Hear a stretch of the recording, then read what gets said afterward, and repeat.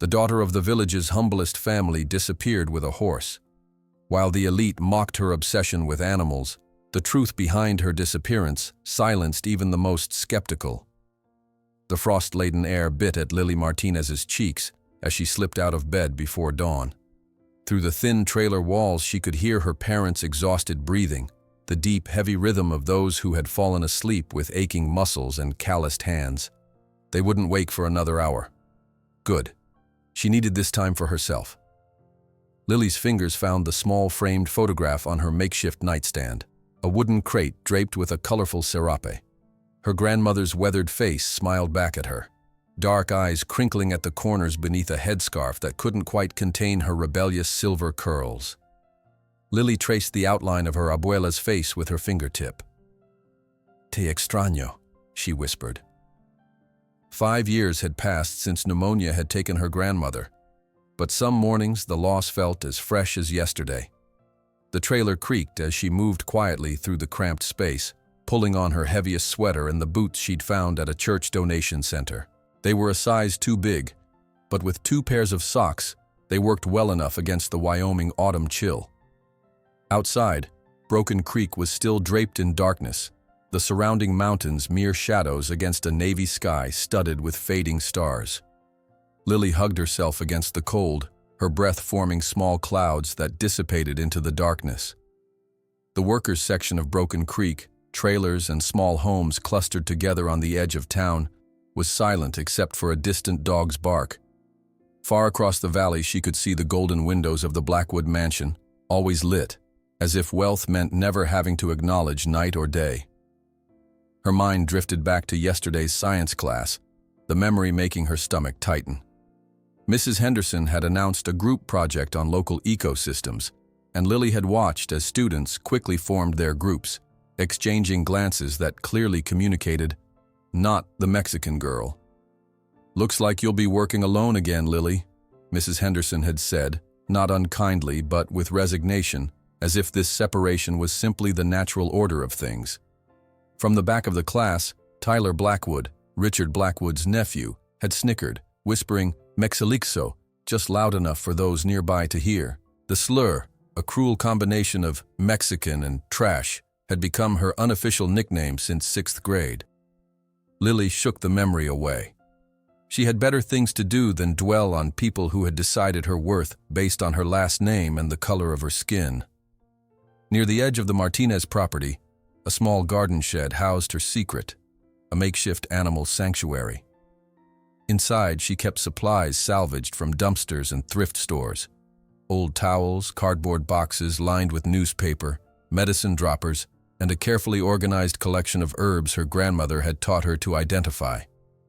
Lily slipped inside, switching on the small battery-powered lamp. In a box near the window, a young rabbit with an injured paw twitched its nose at her approach. "Buenos dias, pequeño," she murmured, kneeling to check its splint. The rabbit remained still as she examined the healing wound, its trust hard-won through days of gentle handling. "Almost better now. Soon you'll be hopping back with your family." She worked methodically, changing bedding and administering the herbal tinctures her grandmother had taught her to make.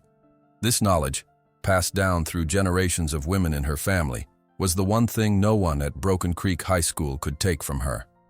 "Abuela said animals know who they can trust," she told the rabbit as she carefully dropped water into its mouth. "They see past our masks to our true intentions." The memory of her grandmother surfaced again.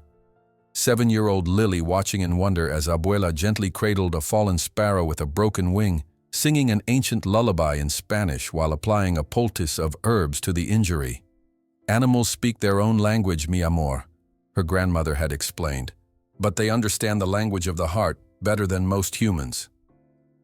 As morning light began to filter through the trees, Lily finished her rounds and headed for the orchard. Her parents would be picking in the east section today, but she had an hour before school to collect the fallen apples from yesterday's strong winds. The Martinez family wasn't allowed to pick directly from the trees. That fruit went to market, but Mr. Sullivan, the orchard manager, turned a blind eye when workers gathered windfalls for their own tables. The morning mist clung to the rolling hills as Lily made her way through the neat rows of trees, her canvas bag slowly filling with apples. The scent of fruit hung heavy in the air, mingling with the earthy smell of approaching rain. She worked her way toward the property line where the Blackwood Ranch began, knowing the best windfalls often rolled down the gentle slope. That's when she heard it, a sound unlike anything she'd encountered before. A furious, almost agonized whinny that raised the hair on the back of her neck.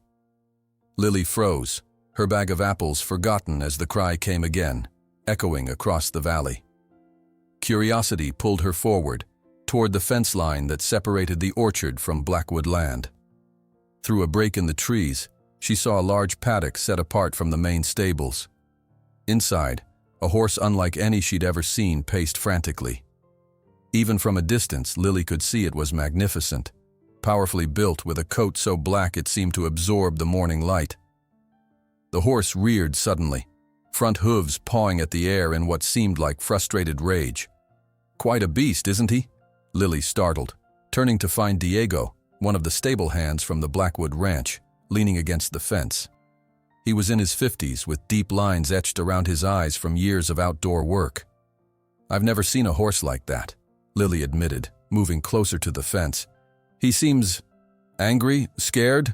Both, probably," Diego said, shaking his head. "That's Blackwood's new prize, a wild Mustang captured from the northern range. They're calling him Nightmare, after what he did to the last 3 trainers who tried to break him." The horse reared again, muscles rippling beneath his ebony coat. Even in his agitation, there was something majestic about him. Something untamed that called to something deep within Lily. "How long has he been here?" she asked, unable to take her eyes off the animal. 2 weeks. Blackwood paid a fortune for him at auction. Wants to show him off once he's broken. Says a man who can tame the untamable deserves to represent Wyoming in the Senate. Diego spat on the ground. "Between you and me, that horse may die before he submits. He's got something most don't. A spirit that remembers freedom." As if sensing their discussion, the horse turned, fixing them with a gaze so intense Lily felt it like a physical force. She had never seen such eyes in an animal, dark, intelligent, and filled with a mixture of fury and despair that seemed almost human. "He's dangerous, girl. Already sent 3 men to the hospital," Diego warned, noticing her interest. "The boss only keeps him alive because he thinks breaking him will help his election chances." But Lily barely heard the warning. Something in that gaze had reached into her chest and squeezed. She recognized something in those eyes. The same wariness, the same distrust she had learned to carry since understanding that being different in Broken Creek meant being treated as less. Against all reason, she found herself moving closer to the fence. "Cuidado!" Diego called out, but didn't move to stop her. Something in his expression suggested curiosity rather than concern. The Mustang noticed her approach immediately. His ears flattened against his head, nostrils flaring as he pawed the ground. Then he charged toward the fence, stopping just short of it with a challenging snort, his powerful body coiled like a spring ready to release. Any reasonable person would have retreated. But Lily remained still, her heart pounding but her body steady. And then, without conscious thought, she began to sing, the same lullaby her grandmother had taught her, the one she used to soothe injured animals in her care. "A la roro niño, a la roro ya." Her voice was soft, barely audible above the morning breeze, yet something extraordinary happened. The Mustang's aggressive stance didn't immediately change, but his ears, previously flattened in anger, twitched forward slightly, catching the unfamiliar sounds. "Este niño lindo que nació de día." From the corner of her eye, Lily could see Diego watching in astonishment, and beyond him, other ranch hands had stopped their morning tasks to stare. But she kept her focus on the horse, her voice gaining strength as she continued the ancient melody. "También te trataron como si no pertenecieras a ningún lugar, ¿verdad?" she murmured in Spanish when the song ended. "They treated you like you don't belong anywhere too, didn't they?" The Mustang's breathing had slowed. Though still alert and wary, the immediate aggression had faded from his posture. He took one step closer to the fence, then another, his movements cautious, but deliberate.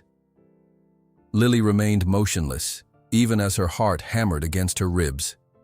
When the horse was just a few feet from the fence, he extended his neck, nostrils flaring as he caught her scent. For a long moment, they simply regarded each other, the girl and the wild horse, both outsiders in their own way. Then, in a movement so gradual it seemed to happen in slow motion, the magnificent animal lowered his proud head. Lily slowly raised her hand, extending it palm up through the fence. The Mustang's muscles tensed, but he didn't retreat. Instead, after what seemed like an eternity, he stretched his muzzle forward until his velvet nose brushed against her fingertips. The lightest touch, there and gone in an instant, yet more significant than anything Lily had experienced in her young life. Behind her, she heard a sharp intake of breath from the gathered workers. "Imposible," someone whispered. "Nacieron el mismo día," an older worker murmured to another in hushed tones. "La niña y el caballo negro." Durante la gran tormenta de nieve, hace casi 16 años. They were born on the same day, the man and the horse. During the great snowstorm, almost 16 years ago. The words of the old worker lingered in the crisp morning air, carrying a weight that Lily couldn't fully comprehend. Born on the same day as the wild Mustang? During the great snowstorm 16 years ago? Before she could ask what he meant, the school bus honked in the distance, shattering the moment. The Mustang's head jerked up, his brief vulnerability replaced instantly by defensive wariness. "I have to go," Lily whispered, reluctantly stepping back from the fence. "But I'll come back, lo promito." The dark eyes of the horse followed her as she turned away, and she could feel his gaze burning into her back long after she'd disappeared among the apple trees. Sleep eluded Lily that night. She tossed beneath her thin blanket, the Mustang's eyes haunting her dreams. There had been something in that gaze, a recognition that transcended the natural barrier between human and animal. Before the sun had even crested the mountains the next morning, she had made her decision. The pre-dawn air felt sharp in her lungs as she made her way across the dew-dampened fields. A perfect apple, one of the few unblemished windfalls she'd saved from yesterday, weighed heavy in her pocket. Her path took her past the workers' quarters where early risers were already preparing for the day. Manuel, who had worked the orchards for 20 years, saw her and deliberately turned his attention to adjusting his bootlaces. Carlos, repairing a harvest basket on his porch, nodded almost imperceptibly as she passed. They knew where she was going. The Mexican workers had always maintained a silent network of protection around the Martinez family, especially Lily. The main entrance to Blackwood Ranch loomed ahead, its imposing gate monitored by security cameras. Lily veered left, following a narrow deer trail that skirted the property line until she reached a section where the fence had been repeatedly patched. The loose board, her passage, was exactly where Carlos had casually mentioned it might be while passing her family at church last Sunday. Nightmare's paddock sat isolated from the main stables, visible through the morning mist that clung to the rolling pastures. Lily approached cautiously, careful to stay out of sight of the main house. The Mustang stood alert in the center of the enclosure, his coat blending with the receding shadows, making him appear like a creature formed from darkness itself. She settled on a fallen log just beyond the fence line and waited. The sun slowly pushed above the eastern mountains, painting the world in amber light. Nightmare watched her, nostrils flaring periodically to catch her scent, but made no aggressive movements.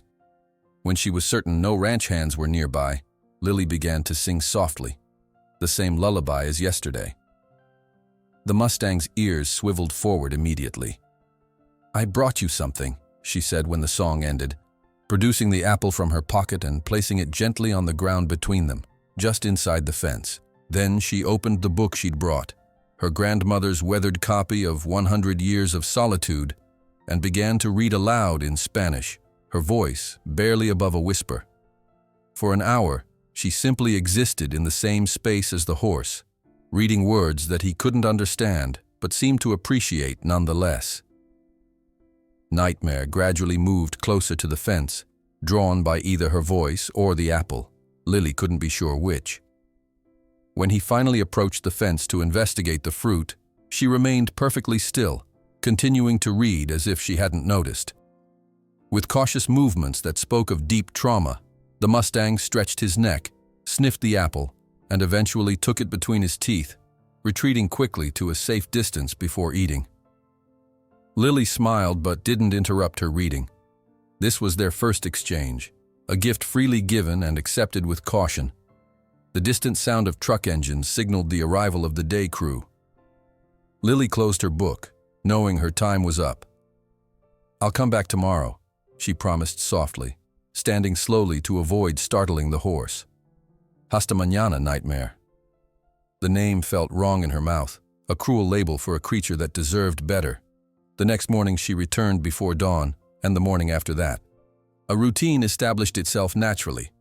The pre-dawn journey, the silent complicity of the Mexican workers, the apple offering, and hours spent reading or softly singing while the Mustang gradually ventured closer. Some days he would approach immediately. Others, he would keep his distance, as if the memory of human cruelty had resurfaced overnight. A week into these clandestine meetings, Lily arrived to find Ignacio, a silver-haired vaquero who had worked for the Blackwoods for nearly 30 years, waiting near Nightmare's paddock. Her heart stuttered with fear until he raised a weathered hand in greeting. "No tengas miedo, niña," he said gently. "I've been watching you with El Caballo. You have the gift." "I'm not doing anything special," Lily said, shoulders relaxing slightly. "I just sit with him." Ignacio smiled, the wrinkles around his eyes deepening. "That is exactly what makes it special. Horses are like people. They carry trauma in their bodies. Nightmare was violently separated from his herd, broken inside before they even tried to break him outside." He gazed thoughtfully at the Mustang, who stood watching them from the center of the paddock. "They captured him during the winter roundup, used helicopters to scatter his herd, separate the young from the strong. They chased him for miles before they finally got ropes around him." Ignacio's voice tightened. "I've worked with horses all my life, but I've never approved of how they capture the wild ones." "Why do they call him Nightmare?" Lily asked, pulling the day's apple from her pocket. "Because he fought like a demon from hell when they tried to break him. Broke Jason Miller's arm in 2 places. Threw Thomas Edwards into a fence post. Concussion, 20 stitches. And last week he nearly crushed Ricardo Velasquez against the paddock wall." Ignacio studied her face. "Yet he lets you sit here and sing to him." "He's not a nightmare," Lily said firmly. "He's just scared and angry. Wouldn't you be?" Ignacio nodded slowly. "Mr. Blackwood is in Phoenix for a fundraising event. He returns tomorrow evening. The men have been instructed to make another attempt at breaking the horse while he's gone." Lily's stomach tightened. "When?" "This afternoon. They've called in a specialist." The way he said the word made it clear what kind of specialist this would be. "Can't you stop them?" Lily pleaded. Ignacio shook his head sadly. "I am just an old Mexican who grooms horses, Niña. My words mean nothing to them." He paused, glancing over his shoulder before continuing in a lower voice. "But perhaps I might forget to lock the equipment shed during lunch. And perhaps the paddock gate might not be properly secured when the men go to eat." He held her gaze meaningfully. Understanding dawned on Lily.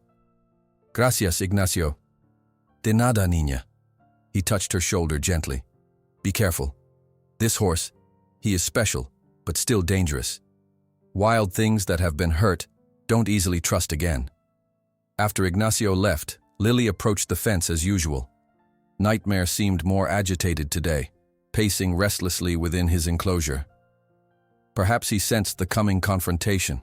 She sang to him longer than usual, and when he finally approached to take the apple from her hand, a new development from just 2 days ago, she whispered, "I won't let them hurt you again." The morning passed too quickly. From her hiding place behind a storage shed, Lily watched the ranch hands gather for lunch, Ignacio among them, directing meaningful glances toward the equipment building before leading the men toward the mess hall. When the yard emptied, she moved quickly, slipping into the unlocked shed where bridles, whips, and restraints had been prepared for the afternoon training session. With methodical determination, she hid the equipment behind bales of hay, then made her way to Nightmare's paddock. The Mustang was even more agitated now, perhaps picking up on her anxiety. Lily opened the gate just enough to slip inside, her heart pounding violently against her ribs. This was madness, entering an enclosure with a half-wild horse that had injured 3 grown men, and yet some instinct told her this was necessary. Nightmare snorted in alarm, backing away until he reached the far end of the paddock. His ears flattened against his head, a warning Lily understood well from her years of working with injured animals. She remained by the gate, making no move to approach him. "It's okay," she said softly in Spanish. "I'm not going to force you to do anything." Slowly, she sat down cross-legged in the dirt, making herself smaller, less threatening. Then she began to sing the lullaby, the familiar melody carrying across the space between them. For nearly an hour, they remained in this standoff, the girl singing softly, the horse watching with suspicious eyes. Gradually, almost imperceptibly, Nightmare's posture began to relax. His ears moved forward, his breathing slowed. Lily's voice grew hoarse, but she continued to sing, switching to stories about her grandmother, about the ancient traditions of her family, about her dreams of someday having land of her own. She spoke of the injured animals she had healed, of the rabbit currently recovering in her makeshift sanctuary. "They don't understand you," she said finally. "They see only what they want to break, not what they should cherish." Whether it was her voice, her stillness, or some communication beyond human understanding, something shifted in that moment. Nightmare took one step forward, then another. Lily held her breath, resisting the urge to reach out. This had to be his choice. When the Mustang finally stood before her, his massive presence blocking the sun, Lily felt no fear, only a profound sense of connection. Slowly, giving him every opportunity to retreat, she raised her hand. Nightmare's nostrils flared as he caught her scent, his breath warm against her palm. Then, in a moment that seemed to suspend time itself, he lowered his proud head and allowed her fingers to touch his velvet muzzle. "That's it," she whispered, tears blurring her vision. "That's it, Hermoso." A distant shout shattered the moment. The lunch break was ending. The men were returning. Nightmare startled but didn't bolt, his eyes locked with Lily's as if seeking guidance. "I have to go," she said reluctantly, rising slowly to her feet. "But I'll come back, te lo prometo." She slipped out of the paddock, securing the gate behind her, and barely made it to her hiding place before the ranch hands returned, their confused voices carrying across the yard as they discovered the missing equipment. That night, Lily couldn't sleep, her mind replaying the moment of connection in the paddock. Something profound had happened today, something that went beyond words or explanation. She was still pondering this when her bedroom door cracked open and her mother's worried face appeared. "Lily, there's someone asking for you," Maria Martinez whispered, her expression torn between concern and curiosity. In their small living room stood Ignacio, hat in hand, his weathered face grave in the dim light. "El Caballo," he said without preamble. "They found another trainer. He arrives tomorrow at dawn." "He was there when you were born," Ignacio revealed, surprising Lily. "During the great storm, I helped your mother while your father was stranded in town. And that same night, the cowboys found the black foal newborn, alone in the snow, separated from the herd. Some call it coincidence, but the elders call it destiny." Ignacio's words about destiny lingered in the air between them, stirring something profound in Lily's chest. She had always felt different, out of place in Broken Creek, but perhaps there was a reason, a purpose to her outsider status that transcended mere circumstance. "You believe we're connected somehow?" she asked, her voice barely above a whisper. Ignacio nodded solemnly. "The old ones say that souls born in the same storm are bound by invisible threads. I've worked with horses for 50 years, Nina. Never have I seen a wild Mustang respond to anyone the way Nightmare responds to you." The revelation fortified Lily's resolve.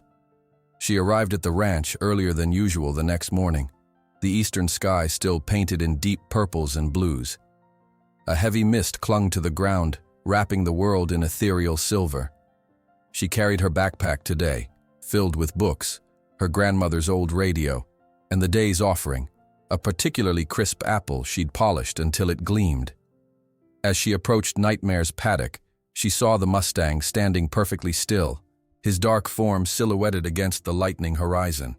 His ears swiveled toward her before she made a sound. He had been waiting for her. "Buenos dias," she called softly, settling into her usual spot by the fence. The horse regarded her with those intelligent eyes that seemed to hold the vastness of the Wyoming wilderness within them. Something had shifted between them since yesterday's encounter within the paddock. A threshold had been crossed. Lily pulled out her grandmother's weathered copy of Love in the Time of Cholera and began reading aloud in Spanish, her voice carrying gently on the morning air. Nightmare approached the fence almost immediately today, his cautious steps from previous mornings replaced by purposeful movement. He stood close enough that she could feel the warmth radiating from his powerful body. "I went to the library yesterday," she told him, switching to English as she set the book aside. "I read about wild mustangs, about how you live in families called bands, how you communicate, how you choose your paths across the land." She pulled out a small battery-powered radio. "I also brought something new today." Soft classical music filled the space between them. Bach's Cello Suite No. 1, the gentle notes floating like ripples across still water. Nightmare's ears flicked forward with interest, his nostrils flaring as he processed this new development. "My abuela said music speaks directly to the soul," Lily explained. "No translation needed." For the next hour, they existed together in this shared space of music and companionable silence. Lily didn't try to touch him or coax him closer. She simply created a peaceful environment where trust could continue to grow. As the sun climbed higher, activity increased around the ranch. Lily reluctantly packed up her things, promising to return the following day. What she didn't know was that in the main house, Richard Blackwood was reviewing his schedule with his campaign manager over breakfast. "I need this Mustang situation resolved before the Henderson fundraiser next month," Blackwood said, stabbing a piece of steak with unnecessary force. "Every rancher in the county will be there, and I want to showcase my success. A man who can't control a horse, can't control a state." "We've tried 3 professional trainers," his manager reminded him cautiously. "Perhaps this particular horse isn't the right symbol for your campaign." Blackwood's expression hardened. "This is the last specialist. If he fails, the horse goes to slaughter. I don't have time to waste on a useless animal." Unaware of this conversation, Lily spent her morning at the public library, tucked away in a quiet corner with books about equine behavior and trauma in animals. The librarian, Mrs. Chen, had noticed Lily's repeated visits to this section. "Working on a school project?" she asked kindly, placing a new book on the table. "This just came in. It's about natural horsemanship techniques." Lily thanked her, grateful for the woman's quiet support. As she read, she began to understand Nightmare's behavior more clearly. What the ranchers saw as aggression was actually fear, a natural response to the violent separation from his herd and the subsequent attempts to break his spirit through force. "They're approaching it all wrong," she murmured to herself, making notes in a small spiral notebook. "You can't force trust. It has to be given freely." That afternoon, while walking home from the library, Lily overheard a conversation that made her blood run cold. 2 ranch hands from Blackwood's property were talking outside the general store. "New specialist arrives tomorrow," one said. "Blackwood's bringing in Victor Ramirez from Texas. They say he's never met a horse he couldn't break." "Heard he's not exactly gentle about it," the other replied with a grimace. "Blackwood doesn't care about gentle. He wants results. Says if Ramirez can't do it, the horse is dog food." Lily hurried home, mind racing. She needed to accelerate her plan, but how? The answer came from an unexpected source that evening, when Emma Blackwood, Richard's 17-year-old daughter, approached her after spotting her in the town's small grocery store. "You're the girl who sings to Nightmare, aren't you?" Emma asked without preamble, her designer boots and cashmere sweater marking her as clearly as any name tag would have. Lily tensed, clutching her basket of discounted bread tighter. "How do you know about that?" My bedroom overlooks the back pastures. I've seen you with him." Emma's expression softened. "What you're doing? It's amazing. That horse nearly killed 3 men, but with you, he's different." "Your father plans to slaughter him if he can't be broken," Lily said, unable to keep the accusation from her voice. Emma's face fell. "I know. My father sees animals as property, tools to be used or discarded."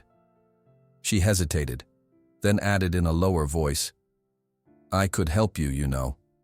The security cameras don't cover the back 40 near the creek, and I might accidentally leave certain gates unlocked during dinner." The offer of alliance stunned Lily. "Why would you help me?" "Because my father is wrong about that horse," Emma replied simply, "and about many other things." That night, Lily could barely sleep, her mind filled with both hope and dread. Before dawn, she slipped out as usual, but today felt different. Today might be Nightmare's last chance. She found him pacing restlessly in his paddock, as if sensing the approaching danger. When she called to him softly, he came to the fence immediately, nostrils flaring, eyes alert. Lily slipped through the gate Emma had left unlocked, entering the paddock for only the second time. Nightmare maintained his distance, watching her closely. Lily sat cross-legged in the center of the enclosure, placing her radio on the ground beside her. Soft piano music filled the early morning air. Debussy's Clair de Lune, delicate notes hanging like crystal in the space between them. "I know you're afraid," she said softly, not moving toward him. "You have every right to be. Humans have only shown you cruelty and dominance." She opened her notebook and began reading her research findings aloud, as if the Mustang could understand the scientific explanations of equine trauma response. It wasn't the words that mattered, but the gentle cadence of her voice, the peaceful intent behind them. Minutes stretched into an hour. Nightmare circled the paddock, sometimes approaching, sometimes retreating, his internal conflict visible in every movement. Lily remained patient, occasionally singing her grandmother's lullaby when the music ended, but never pushing, never demanding. "In the wild, you would choose your companions," she told him. "No one would force you to submit. I'm not asking you to submit now, only to trust that not all humans want to break you." The breakthrough came so gradually that Lily almost missed the moment it happened. Nightmare had been standing nearby for several minutes, close enough that she could count his eyelashes, when he lowered his massive head and gently nudged her shoulder with his muzzle. Tears sprang to Lily's eyes. She remained perfectly still, allowing him to explore this new connection at his own pace.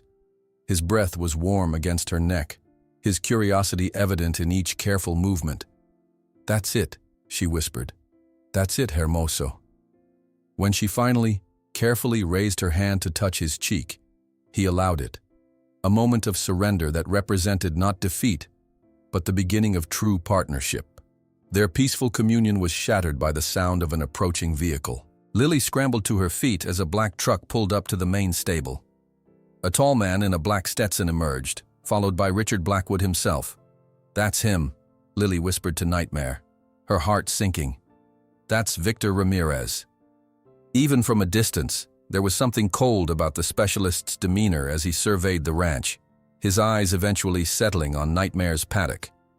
Lily knew she had to leave before she was discovered, but the thought of abandoning the Mustang to this man felt like physical pain. "I'll come back," she promised, slipping through the gate. "I won't let them hurt you." Throughout the day, Lily could barely focus on her classes, her mind constantly returning to Nightmare. After school, she hurried to the small church where her mother attended daily mass, finding Ignacio lighting a candle near the altar. "They've brought in Ramirez," she said without preamble. Ignacio crossed himself. "That man has killed horses breaking them. He calls it collateral damage in the training process." "We have to do something," Lily insisted. The old vaquero studied her face. "Many of us already are.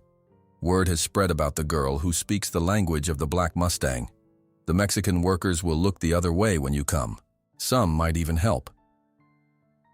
That evening, as darkness fell over Broken Creek, Lily made her way back to the ranch through the route Emma had described. She found Nightmare agitated and defensive, a fresh cut visible above his eye, the first introduction to Ramirez's methods. "Lo siento," she whispered, her voice breaking. "I'm so sorry."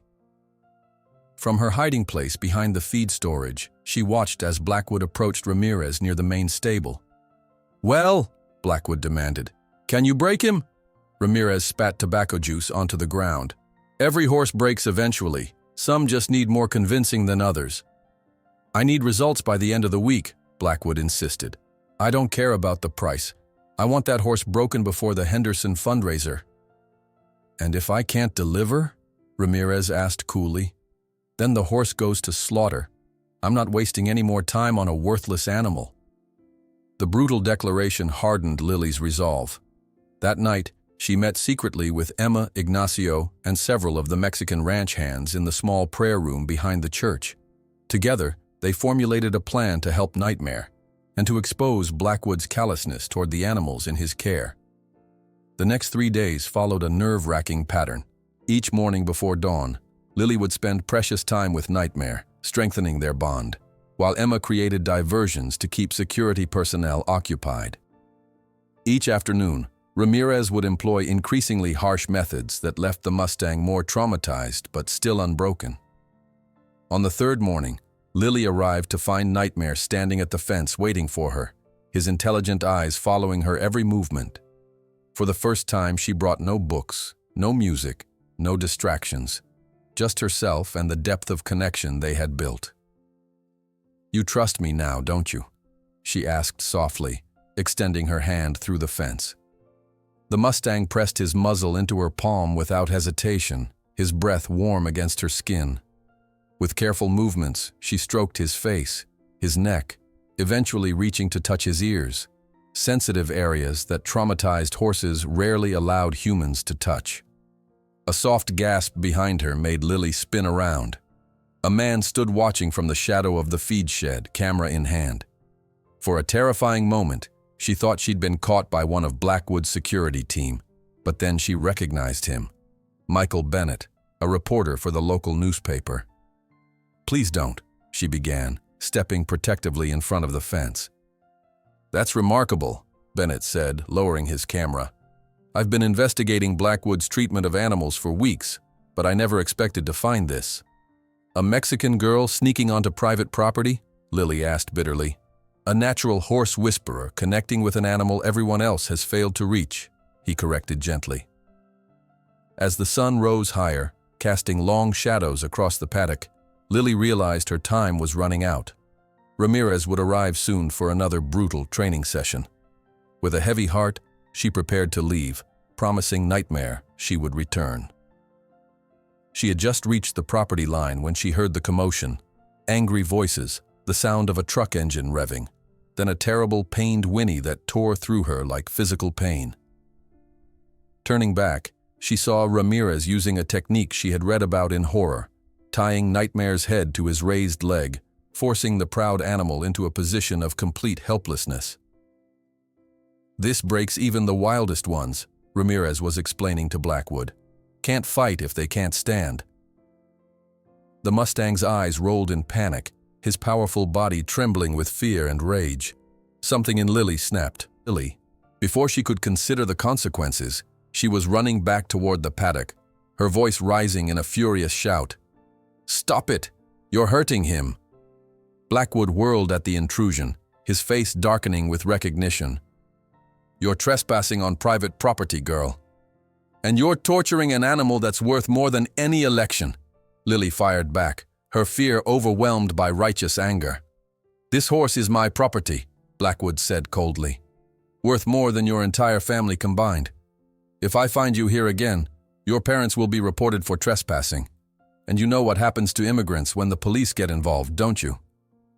Behind him, Nightmare continued to struggle against the cruel restraints, his eyes finding Lily's in desperate recognition. The silent plea in that gaze broke her heart, but Blackwood's threat was clear. Her parents' livelihood, perhaps even their ability to remain in the country, hung in the balance. That evening, as Lily sat dejectedly on the steps of their trailer, Her mother noticed her red-rimmed eyes. ¿Qué pasa, mi amor? Maria asked, sitting beside her daughter. I can't help him, Mama, Lily whispered. Blackwood threatened to report you and Papa if I go back. Maria was quiet for a long moment, her weathered hands smoothing her apron. This horse, he is important to you? Lily nodded, unable to explain the connection that transcended logic.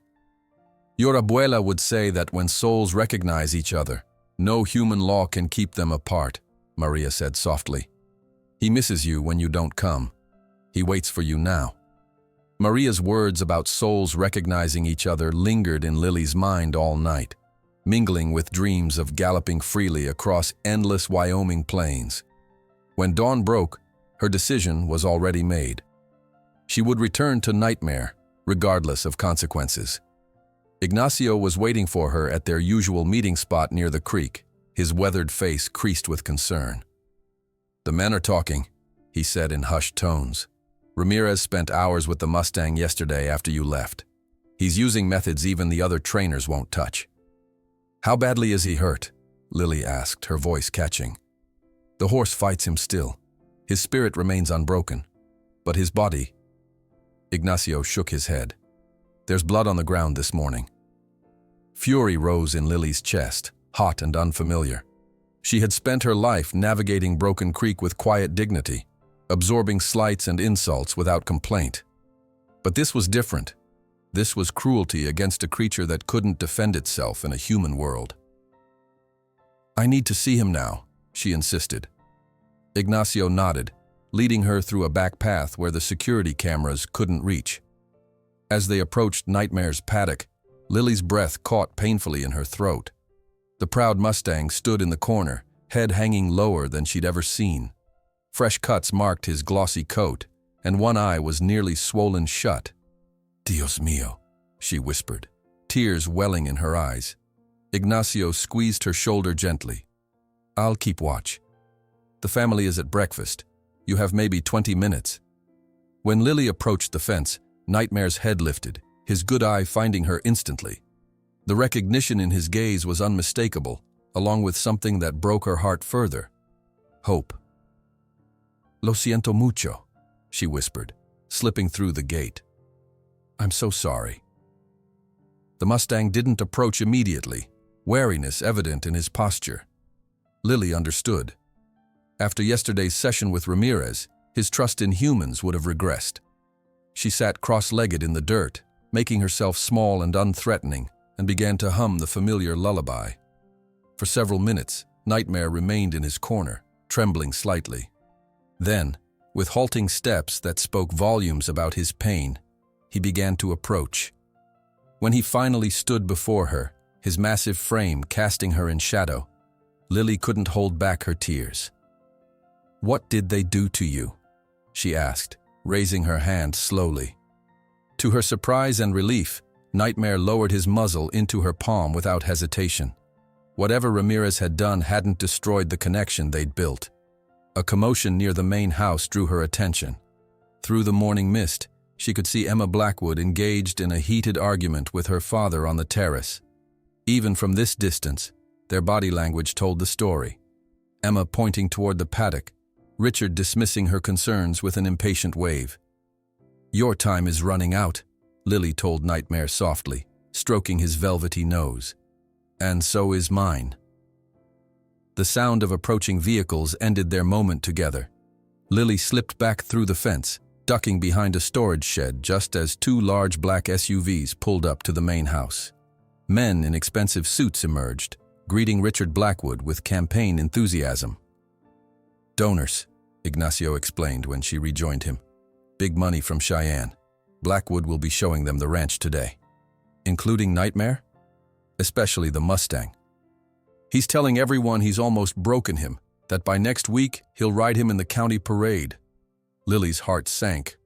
That's impossible. Nightmare isn't close to accepting a rider, especially after what Ramirez is doing. Ignacio's expression darkened. Blackwood doesn't care about the truth, only the story that helps him win. That afternoon, a small miracle occurred. While browsing farm supplies at the general store with her father, Lily overheard a conversation between two ranchers that sent hope surging through her. "Blackwood's gone too far with that Mustang," the older man was saying. "My nephew works security there. Says they've got some specialist using methods that would get any decent horseman blacklisted." "Not surprised," his companion replied. "Man's always cared more about appearance than substance." Lily's father, noticing her eavesdropping, gently pulled her away. "No es nuestro asunto, Lily," he murmured. "But it is our business, Papa," she insisted as they walked to their old truck. "That horse was born the same day as me, during the big storm. Ignacio says our souls are connected." Francisco Martinez studied his daughter's face, recognizing the stubborn set of her jaw, the same expression his mother had worn when fighting injustice in their village back in Mexico. "This horse means trouble for us," he said carefully. "Blackwood has power here." "So do we," Lily replied, "just a different kind." When they arrived home, they found an unexpected visitor waiting, Michael Bennett, the reporter Lily had encountered at the ranch, sitting at their kitchen table while Maria served him coffee. "Mr. Bennett has been asking about your connection with the Blackwood Mustang," Maria explained, her expression carefully neutral. Francisco's face tightened with concern, but Bennett raised a placating hand. "I'm not here to cause problems for your family," the reporter assured them. "I'm investigating Richard Blackwood's treatment of animals on his property. There's a pattern emerging that voters might find interesting before the election." "Lily is just a child," Francisco said firmly. "Leave her out of your politics." "It's not about politics, Papa," Lily interjected. "It's about what's right. Nightmare, the Mustang. He's being tortured because Blackwood thinks breaking him will make him look strong to voters." Bennett nodded. "I've been documenting cases of animal mistreatment at Blackwood Ranch for months. A horse died during training last year. The story was buried. 2 valuable broodmares were worked to exhaustion until they miscarried. No consequences." Maria and Francisco exchanged troubled glances. "What does this have to do with our daughter?" Maria asked. "From what I've witnessed, Lily has accomplished something remarkable with an animal everyone else has failed to reach," Bennett explained. "It could be the story that finally forces accountability. Or it could get us deported," Francisco countered bluntly. The room fell silent. Bennett looked genuinely surprised, then understanding dawned in his eyes. "Your immigration status," he said quietly. "Blackwood threatened you with that, didn't he?" Lily nodded, her throat tight. Bennett set down his coffee cup decisively. "Let me be clear about something. I protect my sources. Always. And I have friends at immigration advocacy groups in Cheyenne who would be very interested in hearing about a Senate candidate using deportation threats to silence witnesses to animal cruelty." That night, as the Martinez family discussed their options, a soft knock came at their door. Emma Blackwood stood on their steps, looking nervously over her shoulder at the expensive car she'd parked down the road. "My father's hosting a dinner for donors tonight," she said quickly. "The house staff, security, everyone's busy. Ramirez is drinking with them. This might be your only chance to see Nightmare without interference." Lily looked questioningly at her parents. After a long moment, Francisco nodded grimly. "I'll drive you," he said. "Both of you." The ranch was illuminated with elegant outdoor lighting when they arrived, the main house glowing with activity while the outlying areas remained in shadow. Emma guided them to a service entrance, leading them along paths that avoided security cameras. "My father's showing off his prize horses to the donors right now," she whispered. "We have maybe 30 minutes." When they reached Nightmare's paddock, Lily's heart nearly stopped. The Mustang lay on his side in the dirt, his breathing labored. "What did they do to him?" she gasped, rushing to the fence. "Ramirez used tranquilizers," Emma explained bitterly. "Said it would take the fight out of him for tomorrow's session." Lily slipped through the gate without hesitation, approaching the downed horse with gentle movements. Nightmare's eyes were unfocused, but he nickered softly when he caught her scent. "Estoy aquí," she murmured, kneeling beside his massive head. "I'm here now." Francisco watched his daughter stroke the drugged animal with infinite tenderness, singing the same lullabies his mother had once sung to Lily. Something shifted in his expression, resolve replacing caution. "This is wrong," he said to Emma. "No matter who your father is or what power he has." Emma nodded, unexpected tears in her eyes. "I know. That's why I started documenting everything." She pulled out her phone, showing them videos she'd secretly recorded of Ramirez's training sessions. "Michael Bennett has copies, so do 2 animal rights groups in Cheyenne." For nearly 20 minutes, Lily sat with Nightmare, speaking softly in a mixture of English and Spanish, promising freedom and healing. The Mustang's breathing gradually steadied, his eyes becoming more focused as the sedatives began to wear off. "We need to go," Emma warned finally. "They'll be finishing the house tour soon." Lily pressed her forehead against Nightmare's, whispering one final promise before reluctantly following her father and Emma back to their truck. The next morning, Lily arrived at school to find the social landscape subtly altered. Classmates who had never acknowledged her existence were whispering as she passed, some with hostility, others with newfound curiosity. In her locker, she found a printout of a social media post showing a blurry photo of her with Nightmare captioned, "The Mexilixo Horse Whisperer. What does she know that Blackwood's experts don't?" "It's starting," Emma said, appearing beside her. "People are talking." "About what?" "About you, about Nightmare, about my father." Emma handed her a phone showing Michael Bennett's latest article. Senate candidates' horse training methods, questioned by experts. By lunchtime, the school was clearly divided. The children of wealthy ranchers and Blackwood supporters sat together, casting disapproving glances at Lily. But to her surprise, others began sitting at her usually empty table.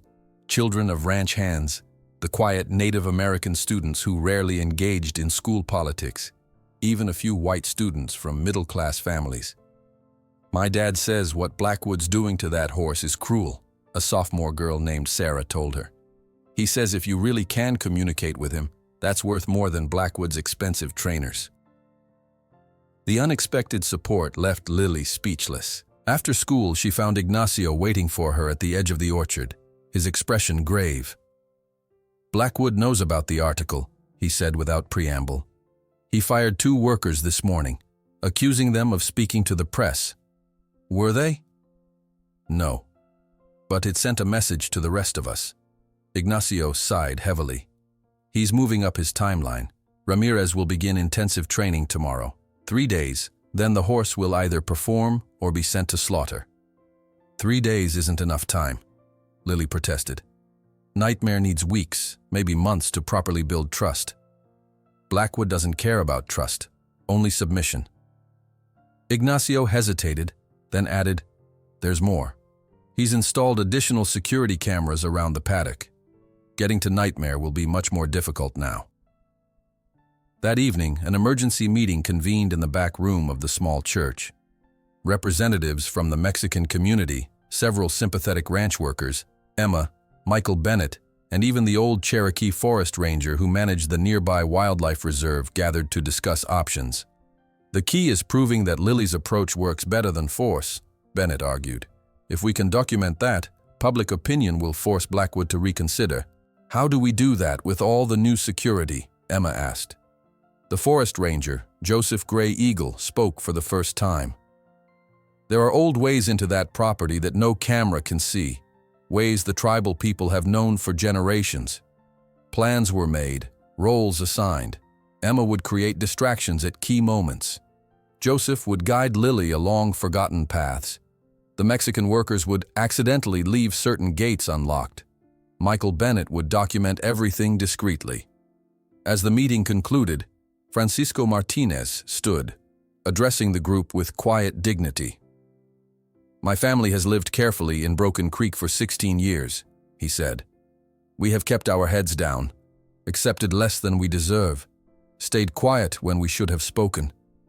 But this," he placed his hand on Lily's shoulder, "this is worth standing for, even if it brings risk."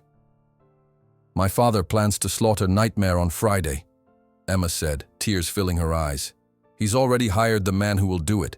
We have only 3 days to save the horse, and the only way is to prove he can be tamed. By you." Emma's words hung in the trailer's cramped living room like a physical weight. 3 days to save Nightmare. The enormity of the task made Lily's chest tighten with anxiety. "We need a plan," Michael Bennett said, breaking the heavy silence. "Not just hope or good intentions, a methodical approach that gives us the best chance of success." Ignacio nodded solemnly. In 3 days, no conventional trainer could accomplish anything with a horse this traumatized. But Lily isn't conventional. They gathered around the small kitchen table. Lily, her parents, Emma, Ignacio, Joseph Gray Eagle, and Bennett. Maps of the Blackwood property spread before them. The plan they crafted was audacious in its simplicity.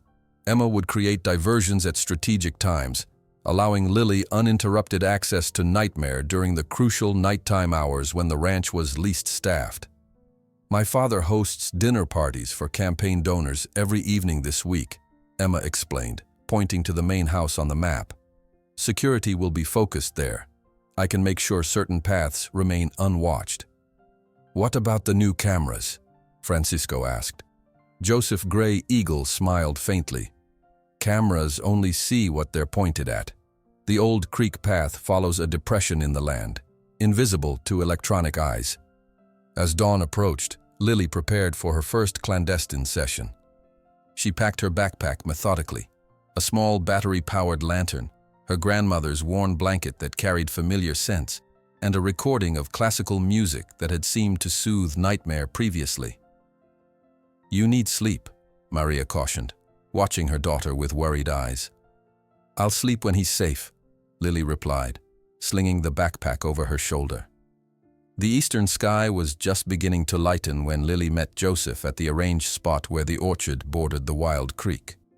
The old Cherokee moved through the landscape with silent efficiency, pointing out surveillance blind spots with subtle hand gestures. They crossed onto Blackwood property through a narrow ravine, emerging near the back paddocks where Nightmare was kept. Emma was waiting, nervously checking her watch.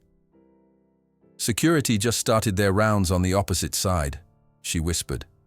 "You have about 40 minutes." Lily found Nightmare standing alertly in the center of his paddock, ears pricked forward as if he'd been expecting her.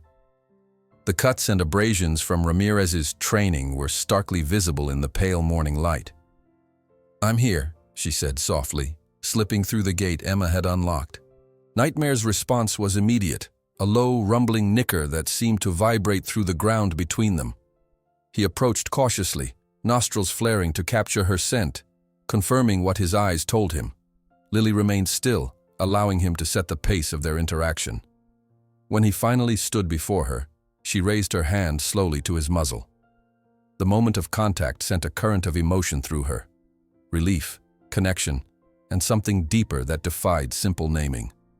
"We don't have much time," she murmured, running her hands gently along his neck, cataloging each new injury with growing anger. "But I'm going to come back every day until you're safe." She spread her grandmother's blanket on the ground and sat cross-legged upon it, patting the space beside her. To her amazement, Nightmare lowered himself awkwardly to the ground, maintaining a small distance but clearly responding to her invitation. For 30 precious minutes, she simply talked to him, explaining the plan, the people helping them, the future she envisioned where he would never again feel the sting of a whip or the bite of a cruel spur. 30 years ago, my grandmother helped deliver a foal during a lightning storm, she told him, remembering the stories. She said that horses born in storms carry thunder in their hearts. Maybe that's why you fought so hard against captivity. The warning bird call from Joseph signaled that their time was ending. With tremendous reluctance, Lily rose, promising to return that night. Nightmare watched her leave, his dark eyes following her until she disappeared into the pre-dawn shadows. The day passed in a haze of exhaustion and anticipation. Lily moved through her classes like a sleepwalker, answering questions by rote while her mind remained with Nightmare. After school, she headed straight to the library, researching natural horsemanship techniques until closing time. "You look dead on your feet," Mrs. Chen observed, helping her gather the scattered books. "Whatever you're working on, is it worth this level of sacrifice?" Lily met the librarian's concerned gaze. Some things are worth any sacrifice. Night had fallen by the time Emma's text arrived. Coast clear. South entrance. 20 minutes. This time, Ignacio guided her through the darkness, his lifetime of moving unseen through ranch properties evident in his silent efficiency. They reached the paddock just as clouds obscured the moon, providing additional cover. Nightmare greeted her with more enthusiasm than morning, approaching the fence immediately. His eyes, reflecting the faint starlight, held recognition and what Lily could only interpret as relief. "I brought you something," she whispered, producing a small apple from her pocket. Their session proceeded differently this time. Instead of sitting, Lily moved slowly around the perimeter of the paddock, encouraging Nightmare to follow. He did so willingly, matching his pace to hers. When she stopped, he stopped. When she changed direction, he mirrored her movements with increasing precision. "That's it," she encouraged softly. "We understand each other, don't we?" By the third circuit, they had established a rhythmic dance of mutual awareness. Lily gradually decreased the distance between them until they were moving side by side, her hand resting lightly on his shoulder. This simple liberty training, establishing communication through movement, was building something crucial between them, a physical language that transcended words. The second night blended into the third in a sleep-deprived blur. Lily began skipping meals to gain extra minutes with Nightmare, ignoring her parents' worried glances. Her grades suffered as she nodded off in class, but none of it mattered against the ticking clock of Nightmare's fate. On the morning of the third day, the final day before Blackwood's deadline, Lily arrived at the paddock to find Nightmare waiting eagerly for her. The change in his demeanor from that first day was remarkable. Where once he had radiated fear and aggression, he now showed anticipation at her approach. "You've worked miracles," Joseph Gray Eagle commented, watching from a safe distance. "But can you ride him by tomorrow?" The question sent anxiety coursing through Lily's veins. In all their sessions, she had never attempted to mount Nightmare. Their trust had grown immensely, but riding represented a fundamental boundary crossing that traumatized horses often resisted violently.